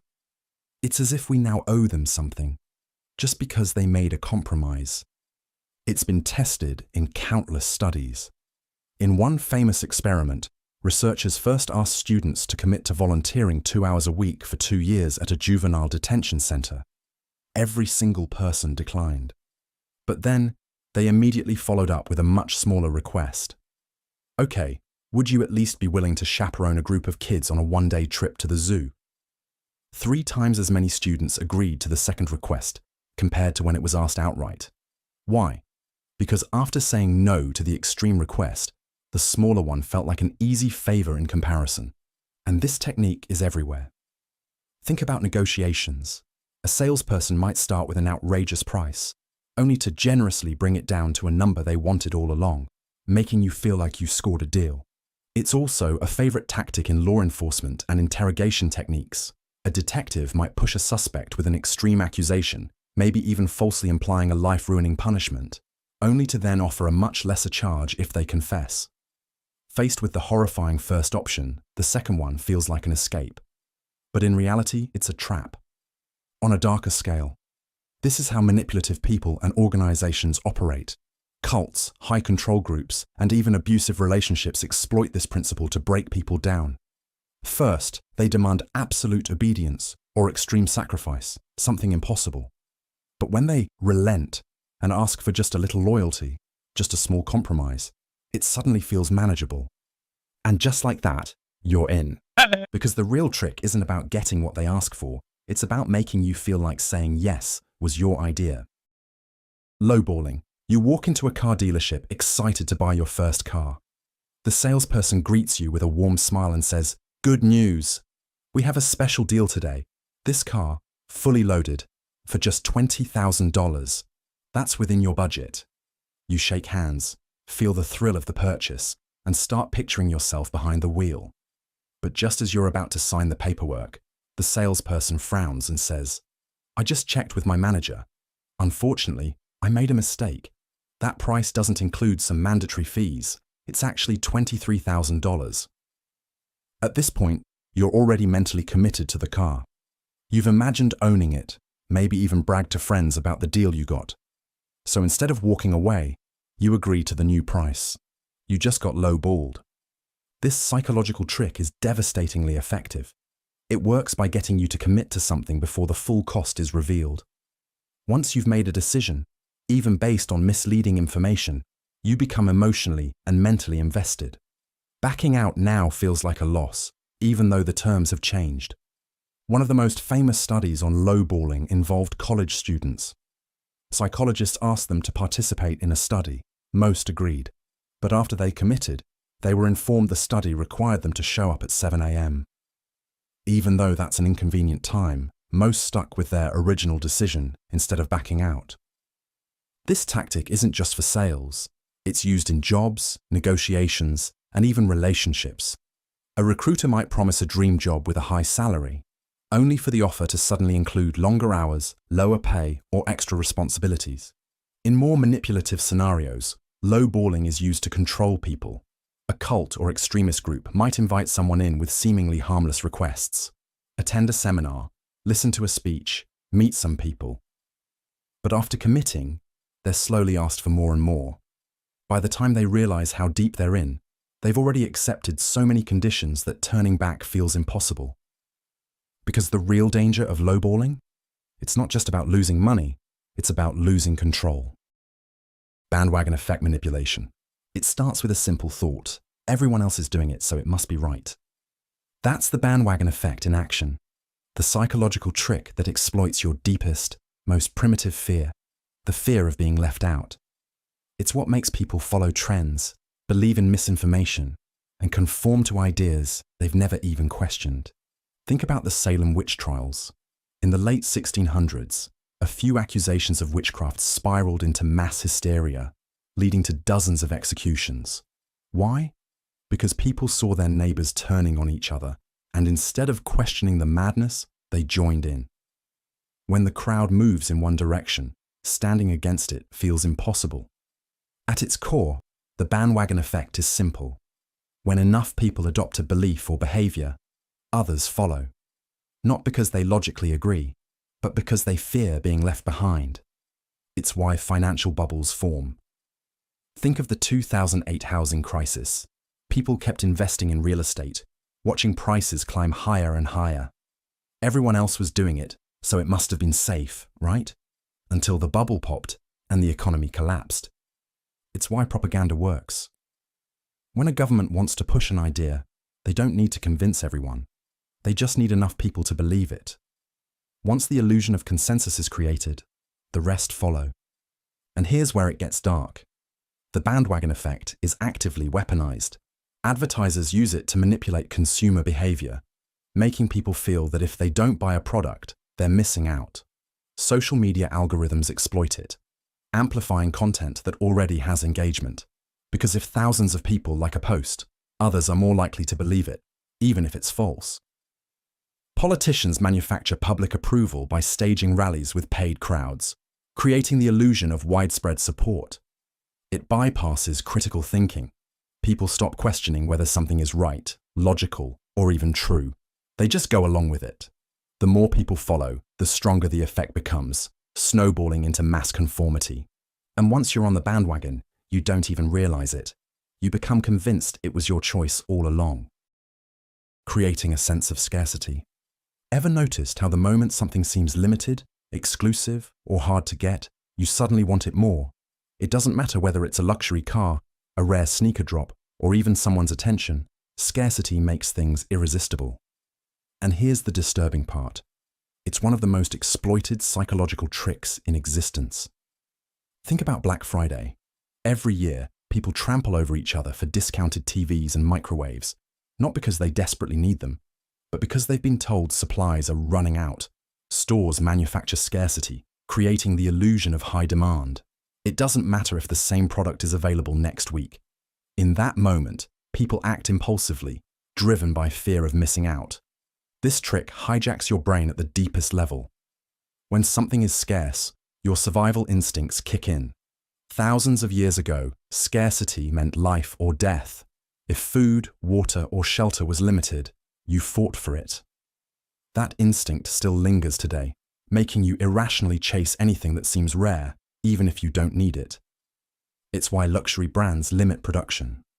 The fewer handbags, the more people crave them. It's why social media influencers post exclusive content behind paywalls. The illusion of scarcity makes it seem more valuable. And it's why dating apps make people obsessed over someone who isn't available. The less you can have them, the more you want them. But this psychological trick isn't just about selling products. It's been used to manipulate entire societies. Totalitarian regimes restrict information, making people desperate for what they can't access. Cult leaders use it to control followers, convincing them that only they have the truth, and the outside world offers nothing. And the most unsettling part? Scarcity makes people blind to logic. When you believe something is slipping away, you stop asking if you even want it in the first place. Exploiting the need for closure. Some questions never stop echoing in the back of your mind. Why did they leave? What really happened? What was the truth? That gnawing uncertainty, that feeling of unfinished business, it's not just a minor frustration. It's a powerful psychological force known as the need for closure. And when someone understands just how much you crave a definitive answer, they can use that against you in ways you'd never expect. The need for closure is a fundamental part of human cognition. Our brains hate loose ends. When something is unresolved, our minds work overtime trying to make sense of it. We fill in the gaps, we create explanations, we latch onto anything that gives us a sense of finality. And this is exactly where manipulation begins. Take relationships, for example. Have you ever heard of someone staying obsessed with an ex, not because they want them back, but because they never got a real explanation for why things ended? That's the power of an open psychological loop. When a breakup happens abruptly, without clear reasoning, it leaves a hole in the person's mind. They replay every interaction, searching for clues, obsessing over possible answers. And if the person who left them hanging ever returns, even with a weak or dishonest excuse, their brain grabs onto it just to satisfy that desperate need for closure. Manipulators know this. They disappear suddenly, only to return later with vague explanations, knowing their victims will be too relieved to question the lies. But this tactic isn't just used in personal relationships. It's weaponized on a much larger scale. Look at cults. One of the most effective ways cult leaders keep their followers under control is by dangling half-revealed secrets. They tell their followers that they're on the verge of learning something life-changing, but they just need to prove themselves first. That proof? It's endless. More loyalty, more obedience, more sacrifice. But the truth is, there is no great secret, just a psychological trick to keep people trapped in an endless cycle of searching. Even in politics, the need for closure is one of the most powerful tools of mass persuasion. Political propaganda often thrives on ambiguity. A politician might claim, "There's something they're not telling you," or "The real story is out there if you look hard enough." They don't provide facts, just enough uncertainty to make people start filling in the blanks themselves. And here's the dark part. When people are forced to create their own explanations, they tend to believe them more strongly than actual facts. Marketers also use this trick every single day. Cliffhangers, vague advertisements, mysterious teasers, all designed to keep you hooked. Ever noticed how TV shows end with unresolved plot lines? Or how a brand hints at an exciting product reveal but gives no details? They do this because they know your mind won't let it go. You'll keep thinking about it, looking for clues, searching for answers, until you give in and buy whatever they're selling. But here's where it gets really unsettling. Our need for closure makes us accept any answer, even if it's false. Studies show that when people are desperate for resolution, they become far more susceptible to misinformation, conspiracy theories, and outright lies. It's easier to believe a convenient lie than to live with lingering uncertainty. This is why cult members cling to false teachings, why people fall for scams, and why entire populations can be led to believe completely fabricated narratives. And the worst part? The more we seek closure, the easier we are to manipulate. The more we demand answers, the more control we give to those willing to provide them. Because in the end, whoever controls the answers controls the mind. Micromanipulation. Imagine this. You're in a conversation. Everything feels normal, but after a few minutes, your thoughts shift. You start questioning your choices, feeling guilty for things you never second-guessed before. The person across from you never raised their voice, never made a direct demand. And yet, somehow, they've nudged your mind in a completely different direction, without you even realizing it. This is micro-manipulation, the subtle, almost imperceptible tactics that control people's decisions, beliefs, and behaviors without them noticing. Unlike obvious coercion or deception, micro-manipulation works like slow poison. Drip by drip, small adjustments that push you exactly where they want you. Take the foot in the door tactic, a classic in sales and persuasion. A company might first ask you to sign a harmless petition, something that aligns with your values. Then, days later, they come back asking for a donation. Because you've already said yes once, your brain leans toward consistency. You don't realize it, but that tiny first agreement was a setup, conditioning you to comply with a bigger request later. But micromanipulation isn't just about persuasion, it's about control. In toxic relationships, manipulators use this trick masterfully. Imagine a partner who never outright demands obedience, but instead raises an eyebrow, sighs at the right moment, or gives a subtle pause before responding.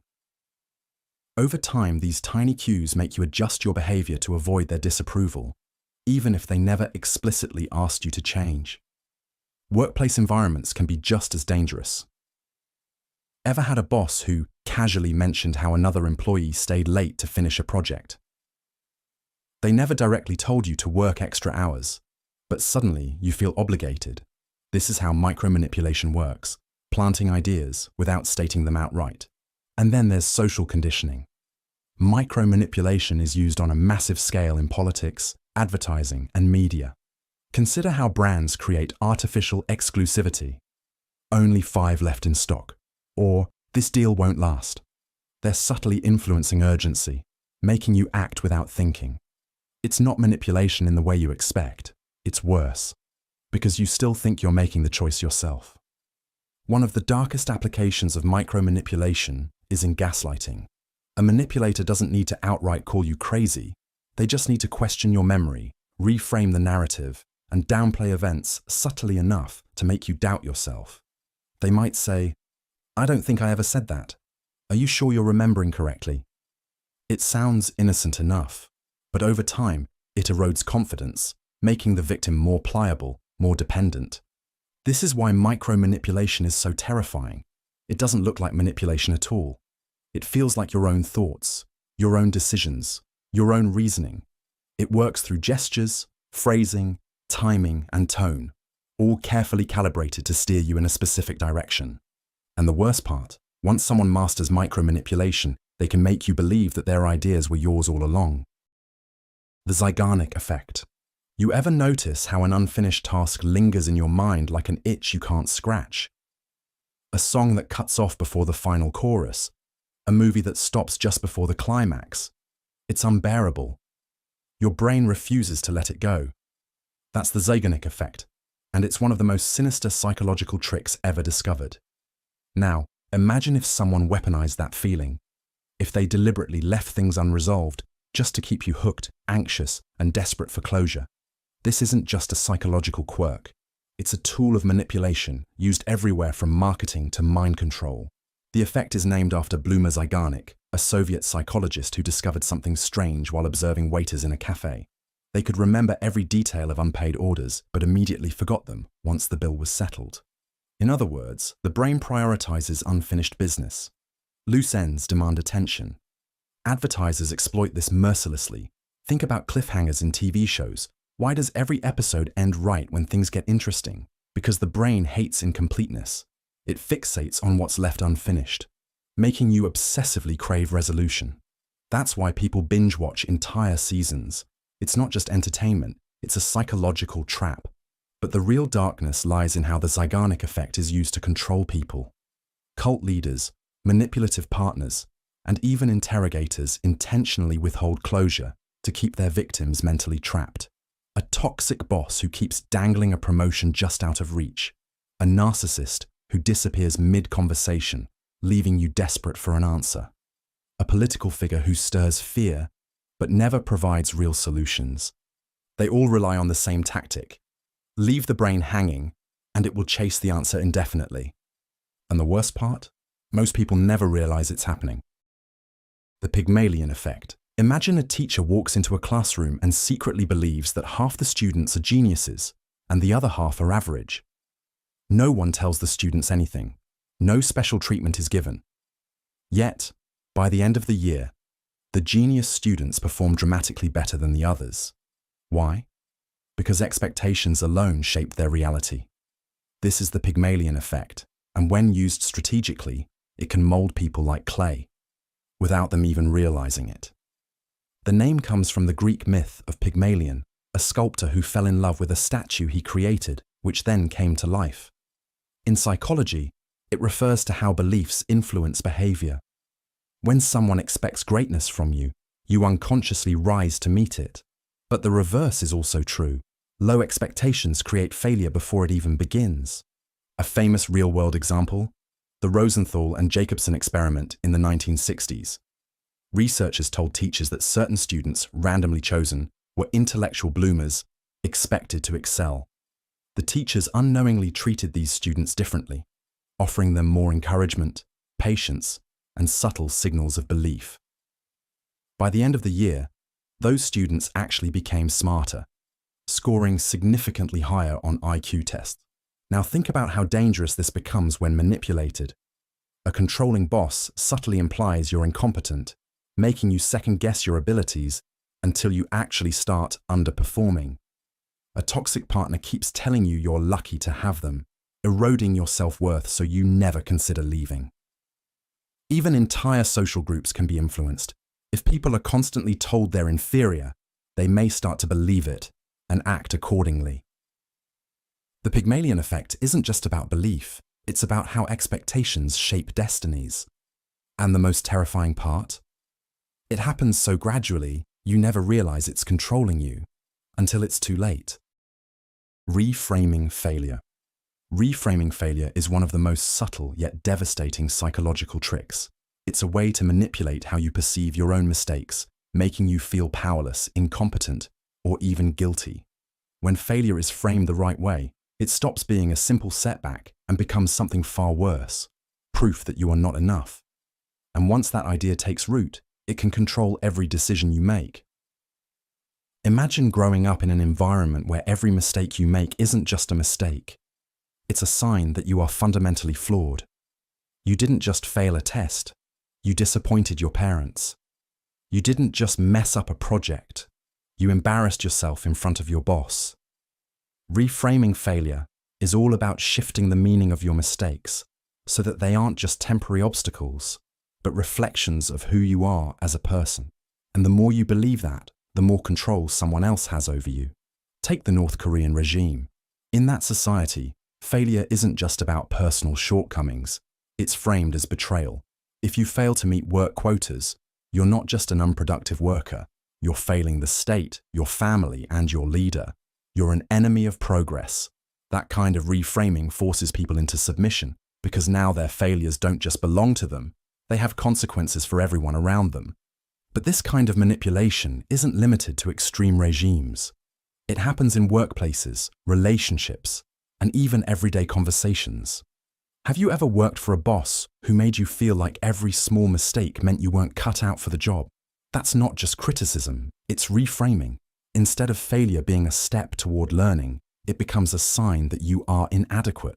The more this is reinforced, the more people become afraid to take risks, speak up, or even leave toxic work environments.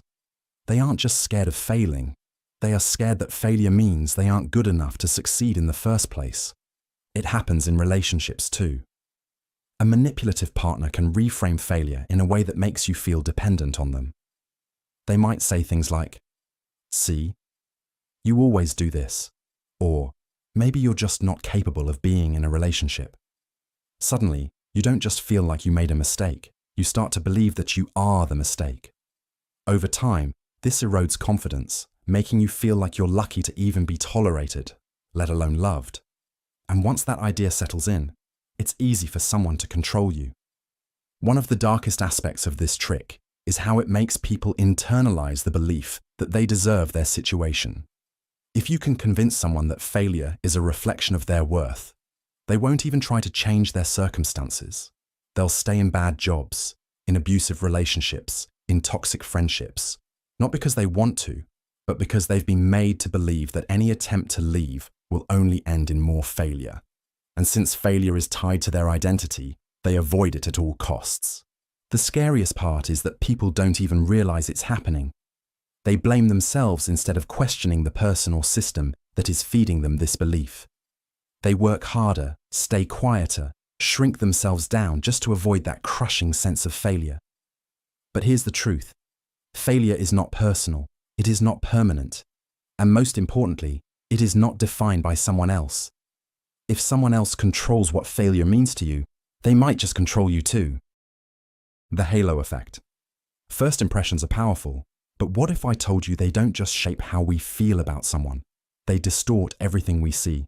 That's the halo effect, a psychological trick so subtle yet so manipulative that it can make someone appear smarter, kinder, or even more trustworthy than they actually are, simply because of one positive trait.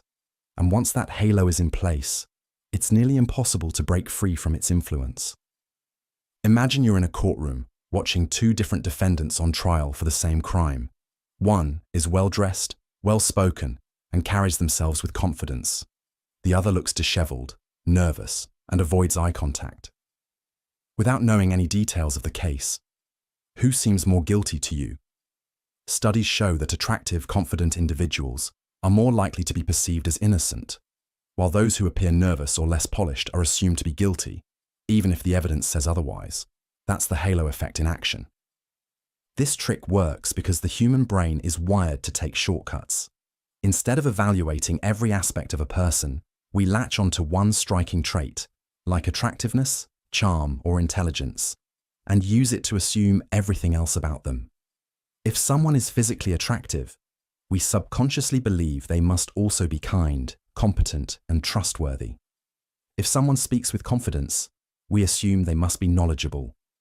And if someone is in a position of power, we naturally believe they deserve to be there. It's why politicians can win elections based on charisma rather than policy. It's why serial manipulators get away with their lies. And it's why leaders who appear strong and authoritative are often blindly followed, even when their actions are questionable. The halo effect isn't just about perception, it actively shapes reality. Think about media coverage. Celebrities who are admired for their talent often get the benefit of the doubt when scandals emerge, while someone already viewed negatively is instantly condemned. It's not logic, it's the halo effect distorting judgment. Marketers exploit this trick to perfection. Ever wondered why luxury brands hire attractive, well-dressed models to promote their products? It's not just about selling clothes or watches. They know that if you associate their brand with beauty and status, you'll subconsciously assume the product itself is superior. You're not buying just a car, a perfume, or a suit. You're buying the illusion of prestige that surrounds it. But the darker side of the halo effect is its ability to shield dangerous individuals from scrutiny. Charismatic leaders can hide corruption behind their charm.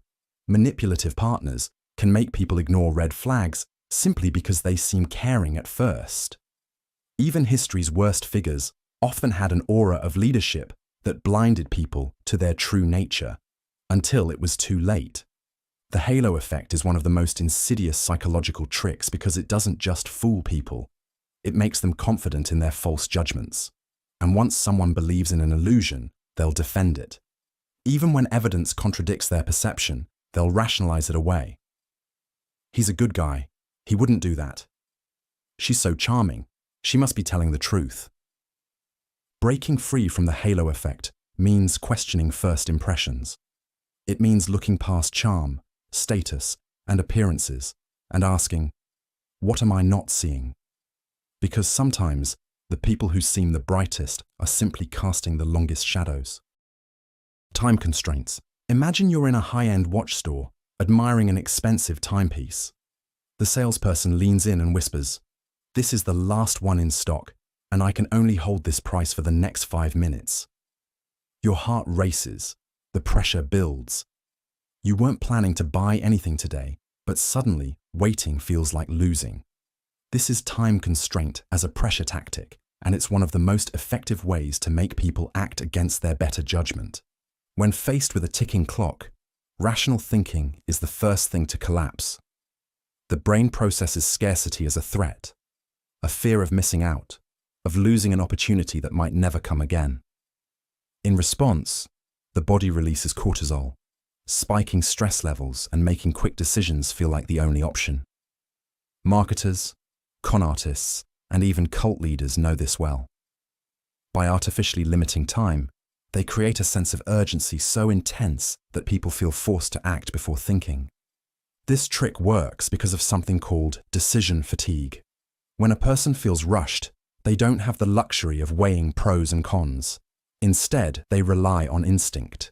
They default to the easiest, safest feeling choice, which is usually what the manipulator wanted all along. That's why limited time offers work so well in sales. It's why car dealerships claim a deal will expire by the end of the day, even though the same exclusive offer is still there the next week. But this tactic goes beyond sales. It's been used to control people on a massive scale. In high-pressure negotiations, leaders will impose last-minute deadlines, forcing their opponents to make rushed agreements. Cults and extremist groups use time constraints to trap recruits. Decide today, or this opportunity disappears forever. Even military interrogators have exploited time pressure, bombarding detainees with rapid questions, forcing them to respond before they can think critically. One of the most disturbing applications of this tactic is in scam culture. Ever heard of a high-stakes email scam? You receive a message claiming to be from a bank or government agency, warning you that your account is compromised. You have 10 minutes to respond, or your funds will be frozen. Rationally, you'd verify the claim. But the clock is ticking. The fear takes over. And before you know it, you've handed over sensitive information. But here's the darkest part. The illusion of urgency creates compliance. People who normally resist manipulation become highly suggestible under pressure. Studies have shown that when individuals believe they're on a time limit, they're far more likely to obey instructions, even if those instructions go against their morals, instincts, or common sense. So how do you resist this trap? The key is pausing. The moment you feel rushed, step back. Recognize that urgency is often manufactured. Ask yourself, is this really my last chance? Or is someone just making me feel like it is? Because the truth is, when someone pressures you to decide right now, it's usually because they don't want you to think at all. The contrast principle. Imagine you walk into a store to buy a new suit. The salesperson greets you with a warm smile and immediately brings out the most expensive option in the store, a designer suit that costs well beyond your budget. You shake your head, saying it's too much. But then they show you a second suit, still pricey, but significantly cheaper than the first. Suddenly, this second suit seems like a bargain, and you convince yourself it's a great deal. Without realizing it, you've just fallen for the contrast principle, a psychological trick that alters how we perceive value, making things seem better or worse depending on what they are compared to. This principle works because our brains don't evaluate things in isolation.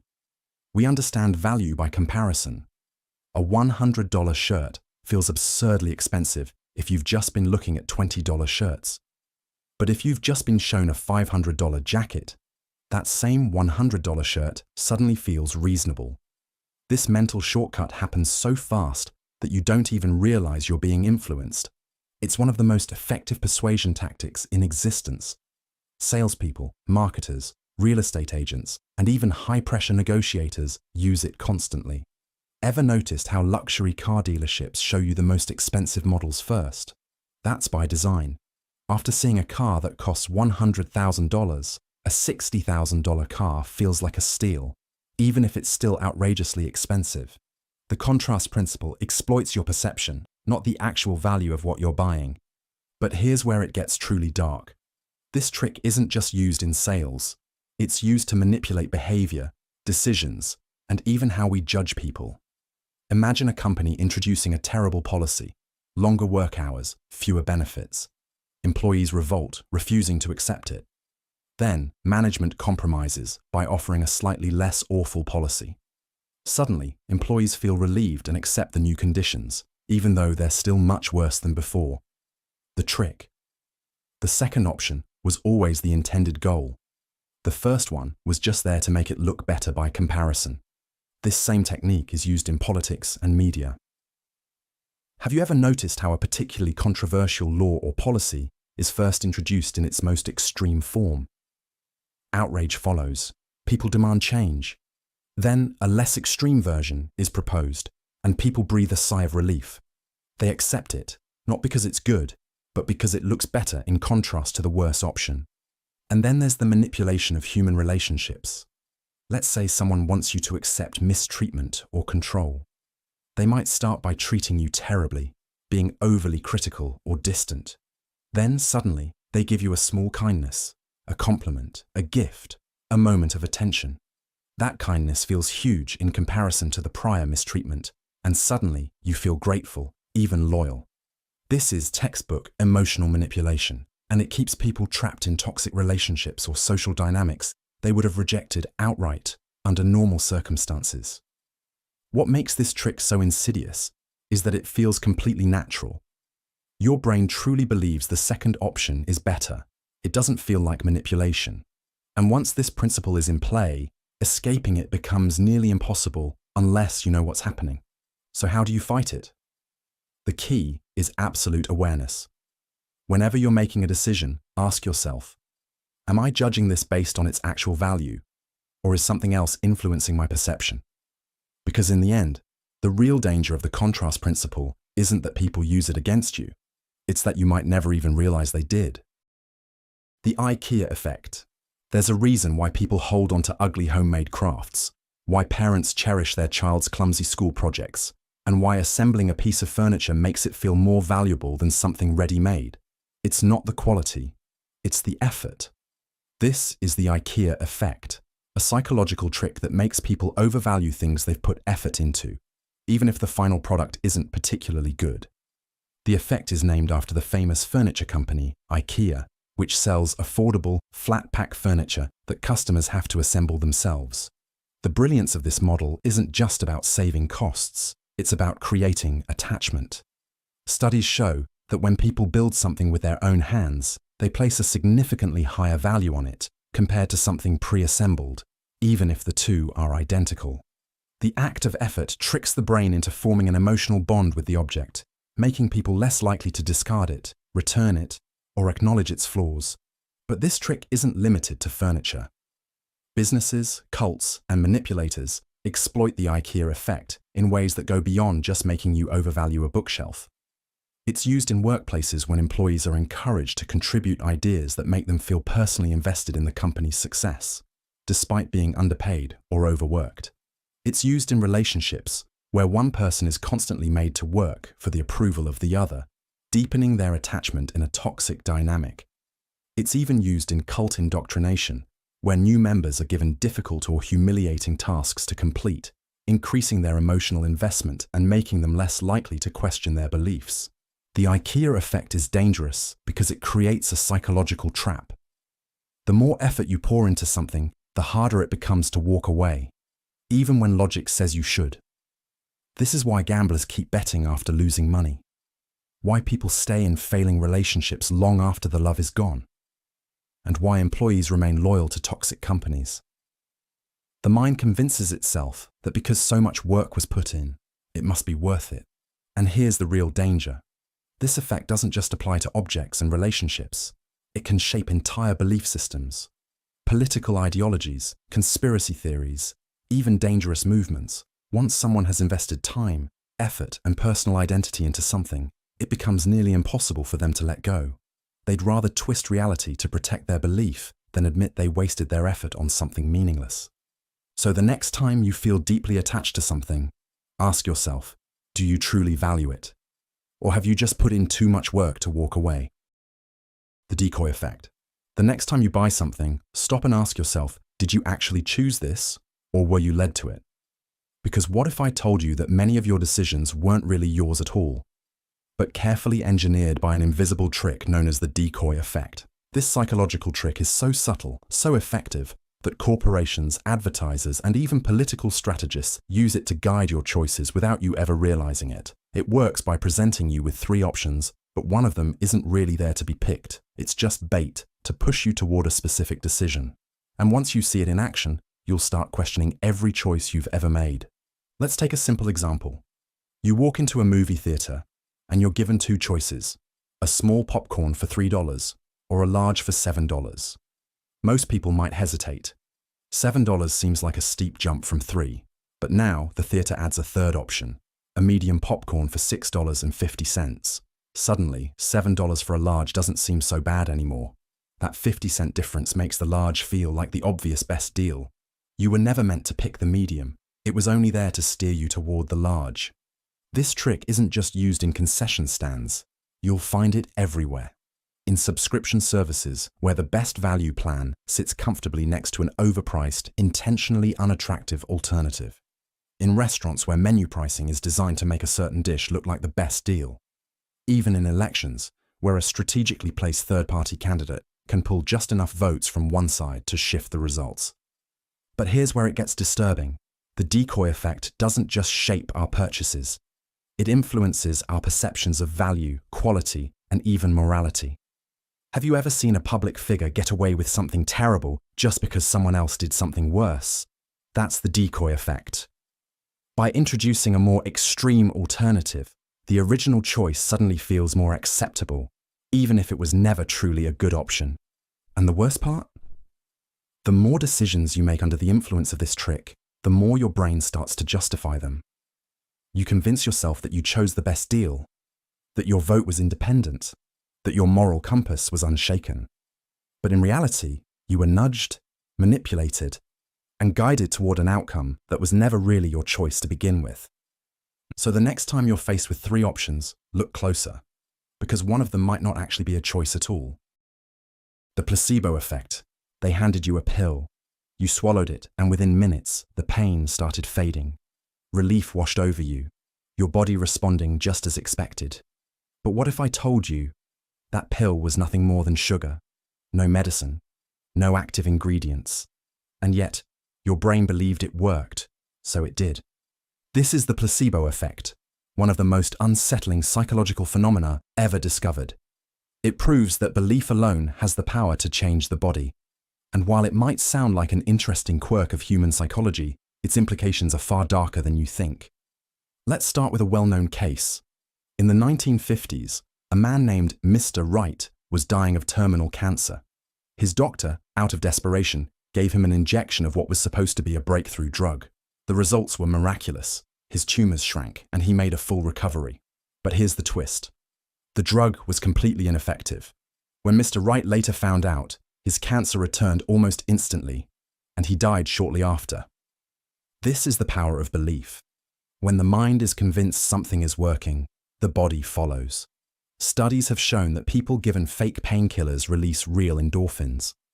Placebo surgeries, where doctors pretend to operate, have led to genuine improvements in patients. Even Parkinson's patients have seen symptoms improve, simply because they thought they were receiving medication.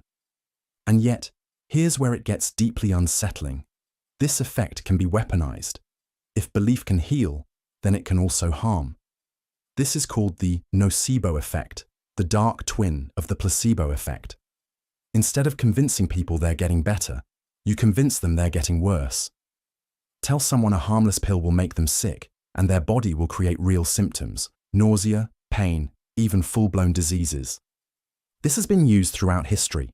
In voodoo cultures, shamans have cursed people to death simply by making them believe they were dying. In medical scams, con artists sell completely fake treatments, making people think they're recovering until it's too late. And in modern pharmaceutical trials, patients sometimes experience serious side effects, not because of the drug, but because their minds expect them. Think about what this means. If belief is strong enough to change your biology, then how many times in your life have you been tricked? How often has your pain, your relief, your sickness, even your recovery, been dictated by expectation rather than reality? And more importantly, who's been shaping those expectations? Loss aversion.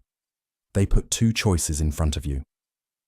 Option A, you gain $100.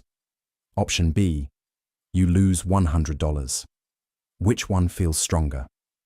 If you're like most people, the pain of losing that money hits twice as hard as the joy of gaining it. This is loss aversion, a psychological trick that makes you fear losing far more than you desire winning. And this fear, it controls more of your decisions than you realize. Think about casinos. They know this effect inside out. When you start winning, they flood you with flashing lights and celebratory sounds, conditioning your brain to crave more. But when you lose, they don't make a big deal out of it. No alarms, no dramatic music, just silence. Why? Because they know you're already in psychological pain. And here's the kicker. People who lose money don't just walk away. They chase their losses. They keep gambling, desperate to avoid feeling that loss permanently. Loss aversion isn't just about gambling. It shapes everything from marketing to relationships. Ever wondered why companies offer limited time deals? Why e-commerce sites tell you, only 2 left in stock? It's because your brain panics at the idea of losing an opportunity.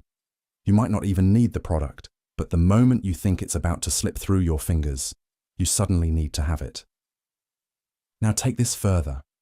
In toxic relationships, manipulators weaponize loss aversion to keep people trapped.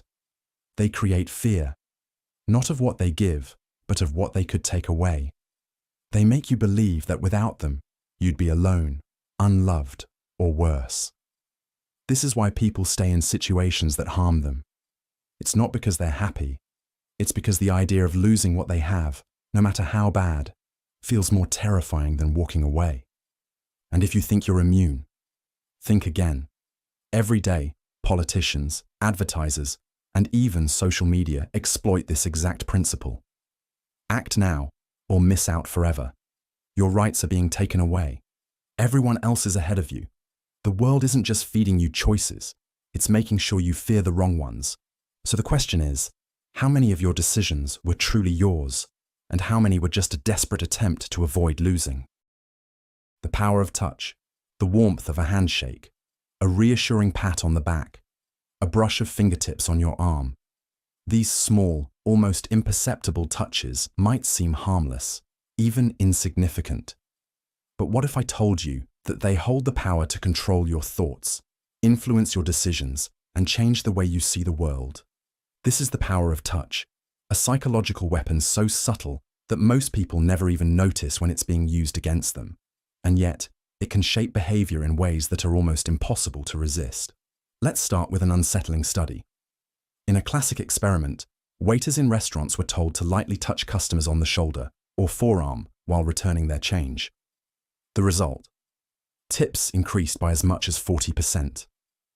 Another study had job interviewers give a brief, seemingly insignificant handshake to candidates. Those who received a firm, confident touch were consistently rated as more competent and hireable, regardless of their actual performance.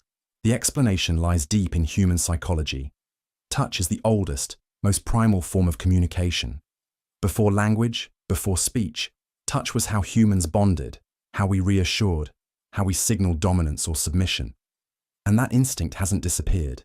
It's just been repurposed. So how does this trick work? It's all about subconscious trust and compliance. When someone touches you, especially lightly and briefly, it creates an instant sense of connection.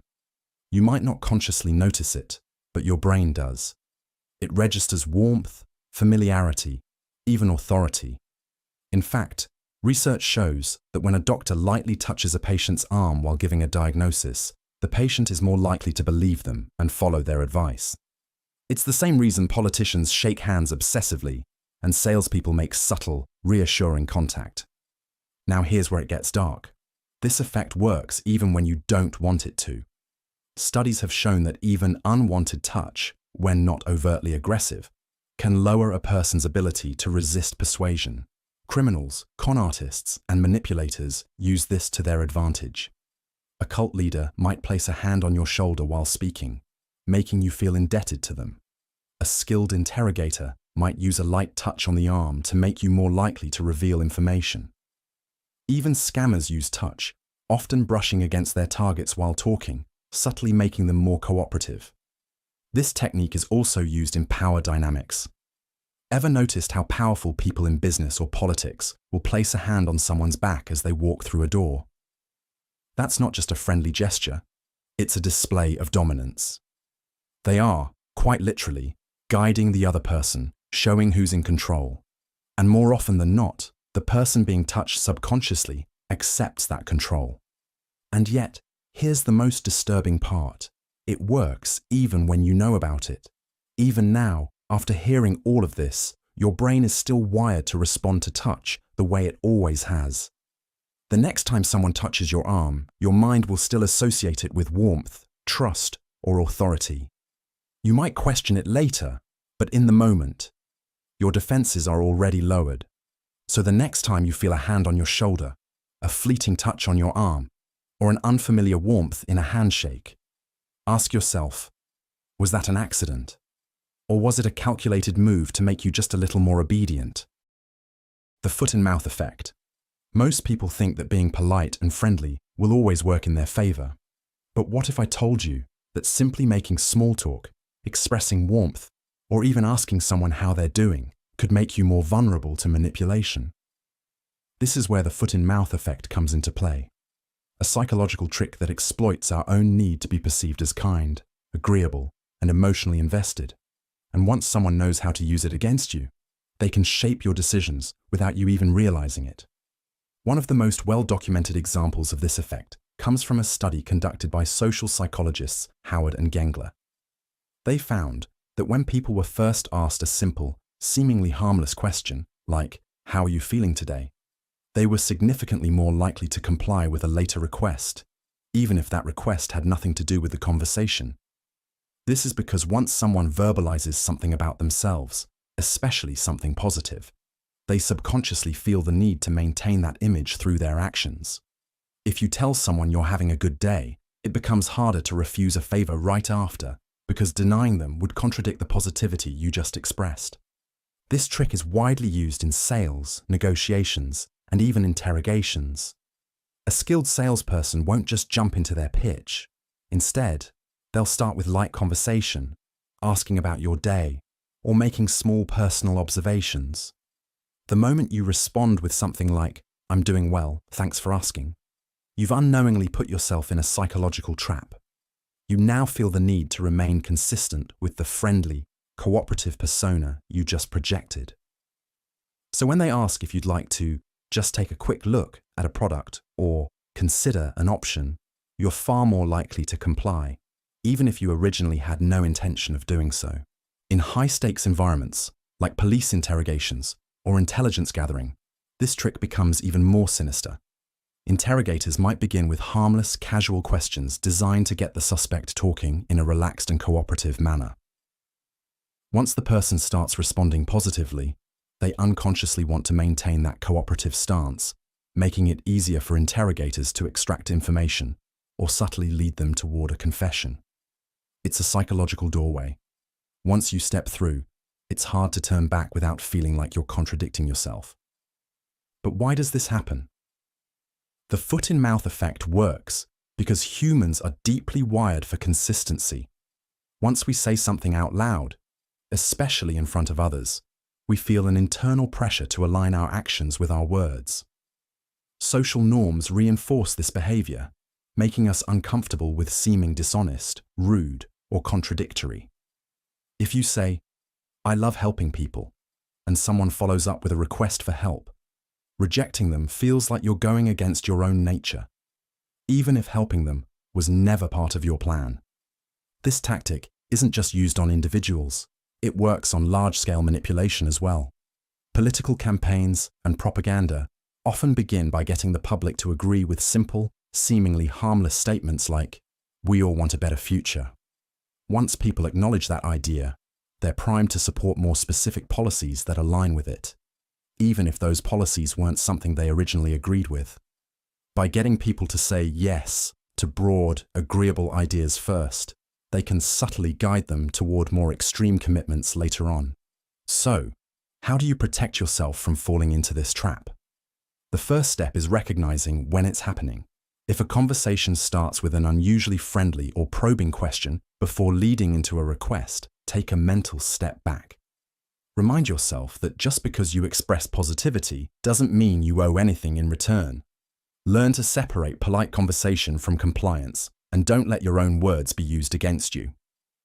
In the end, the foot-in-mouth effect is a psychological trick that thrives on the simple act of speaking. It turns your own words into a tool of persuasion, trapping you in a cycle of consistency. The moment you say something, you feel compelled to act in a way that aligns with it, even if it's against your best interests. And once someone knows how to use that against you, it's disturbingly easy to push you toward choices you never intended to make. The Endowment Effect. The Endowment Effect is one of the most insidious psychological tricks because it exploits something deeply personal, our attachment to what we believe is ours.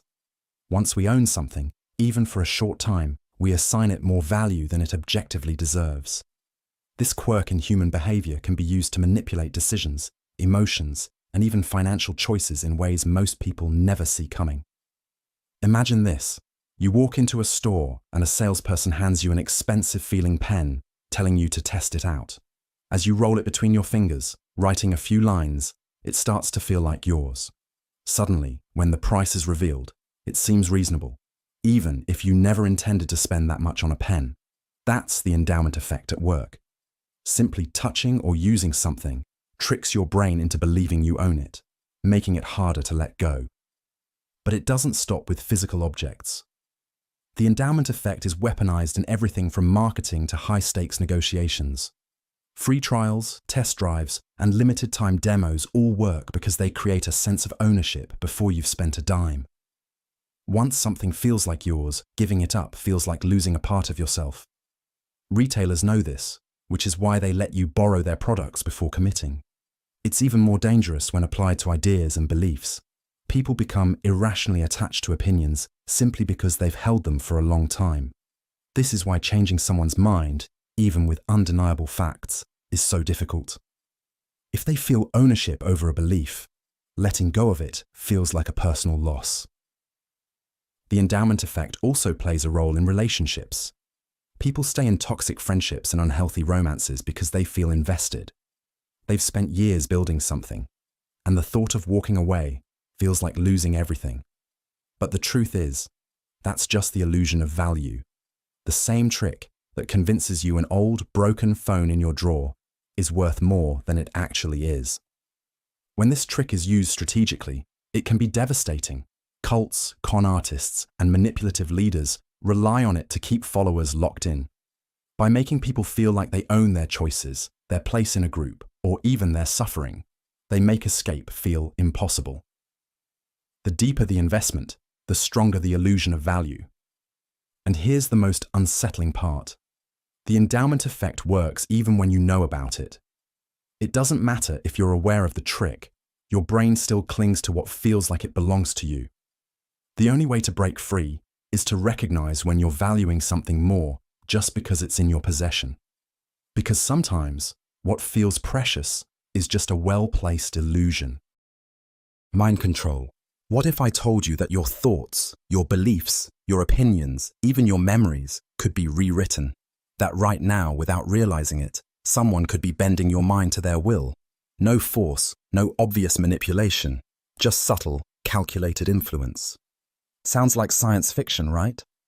But it's real. And it happens far more often than you think.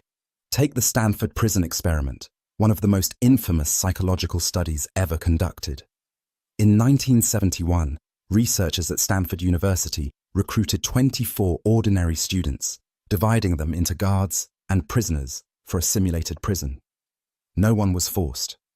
No one was brainwashed. And yet, within days, the guards, regular college students, became cruel, authoritarian, even sadistic. They humiliated the prisoners, forced them into stress positions, even denied them basic necessities. And the prisoners? They broke down, emotionally and mentally, accepting their abuse as if it were real. All of this happened not because anyone told them to, but because of psychological erosion, the slow, insidious breakdown of personal identity under the right conditions. The first step? Isolation. Remove people from their normal environment, and they become vulnerable. Their reality shrinks. Their world narrows to whatever they're told. The prisoners in the experiment weren't physically trapped, but psychologically, they were. And it's not just experiments or cults where this happens. Governments, corporations, even toxic relationships. Control thrives where people stop questioning. The human brain craves patterns, repetition, familiarity. If you hear something often enough, it starts feeling true, even if it isn't. That's why propaganda works. That's why conspiracy theories spread. That's why some people defend beliefs that are actively harming them. Then there's fear, the most powerful tool of all. When people are afraid, they seek security. And the easiest way to control someone, offer them certainty. Authoritarian leaders create external enemies. Cult leaders predict the end of the world. Manipulative partners turn you against your friends. The goal is the same. Keep you scared, keep you dependent, keep you from thinking too much. Because once fear takes hold, your mind narrows. You stop questioning. And once that happens, control is complete. That's what makes this the darkest psychology trick of all. It doesn't force you to change. It makes you want to. And by the time you realize what's happened, if you ever do, it's already too late. The power of playing dumb. There's a saying, never underestimate the power of a fool. But what if the fool isn't really a fool at all? What if playing dumb is a carefully crafted manipulation tool, a way to control situations, lower people's defenses, and gain the upper hand without them ever realizing it? The power of playing dumb is one of the most underestimated psychological tricks, yet it's been used for centuries by politicians, criminals, and even everyday manipulators. One of the most well-known examples of this trick in action is the legendary detective Columbo. He was famous for his disheveled appearance, slow speech, and almost clueless demeanor. Every suspect underestimated him, dismissing him as a bumbling officer, until he caught them in their own contradictions. That's the essence of this tactic. When you appear less competent or less intelligent, people reveal more than they intend to. They drop their guard, assuming they are in control. But how exactly does this work? First, playing dumb gives the illusion of harmlessness. If someone appears clueless, they don't seem like a threat. People are naturally inclined to take charge when they perceive someone else as struggling, which puts the dumb person in a position to be underestimated. This is especially effective in negotiations, social interactions, and even legal situations. By pretending to be oblivious, the manipulator gathers information without suspicion. They let others over-explain, fill in details, and unknowingly expose their weaknesses. Then there's the art of selective incompetence, pretending not to know how to do something so that others step in and take responsibility. Employees use this trick all the time to avoid extra work. A person who doesn't know how to set up a presentation, cook a meal, or fix a computer might be fully capable, but by feigning ignorance, they push the responsibility onto someone else. It's a passive form of control, one that forces others to step in, do the work, and ultimately hand over power. This trick also thrives in social manipulation. Have you ever noticed how some people pretend to misunderstand or misinterpret a situation just to avoid accountability? By acting confused or unaware, they dodge blame. When caught in a lie, a manipulator might say, "Oh, I had no idea that's what you meant," or "I must have misunderstood." This forces the other person to second-guess their own stance, making them appear unreasonable for holding the manipulator accountable. But the darkest side of this trick is its ability to exhaust and frustrate its target. Imagine trying to argue with someone who pretends they just don't understand your point, no matter how clearly you explain it. The more you try to clarify, the more they feign confusion. Eventually, you give up, frustrated, exhausted, and sometimes even doubting yourself. This is psychological warfare in its simplest form. It creates a mental loop where the victim becomes increasingly anxious, struggling to make sense of something that isn't actually rooted in confusion, but in deception. In politics, this tactic is often used to deflect responsibility. Leaders may feign ignorance about scandals or mistakes, claiming, "I was never informed," or "I don't recall that happening." It buys them time, shifts blame, and creates uncertainty about the truth. When done skillfully, it allows them to escape scrutiny while their opponents waste energy trying to prove what should have been obvious. At its core, the power of playing dumb is about control. It exploits trust, lowers defenses, and manipulates people into revealing too much or taking on burdens they shouldn't.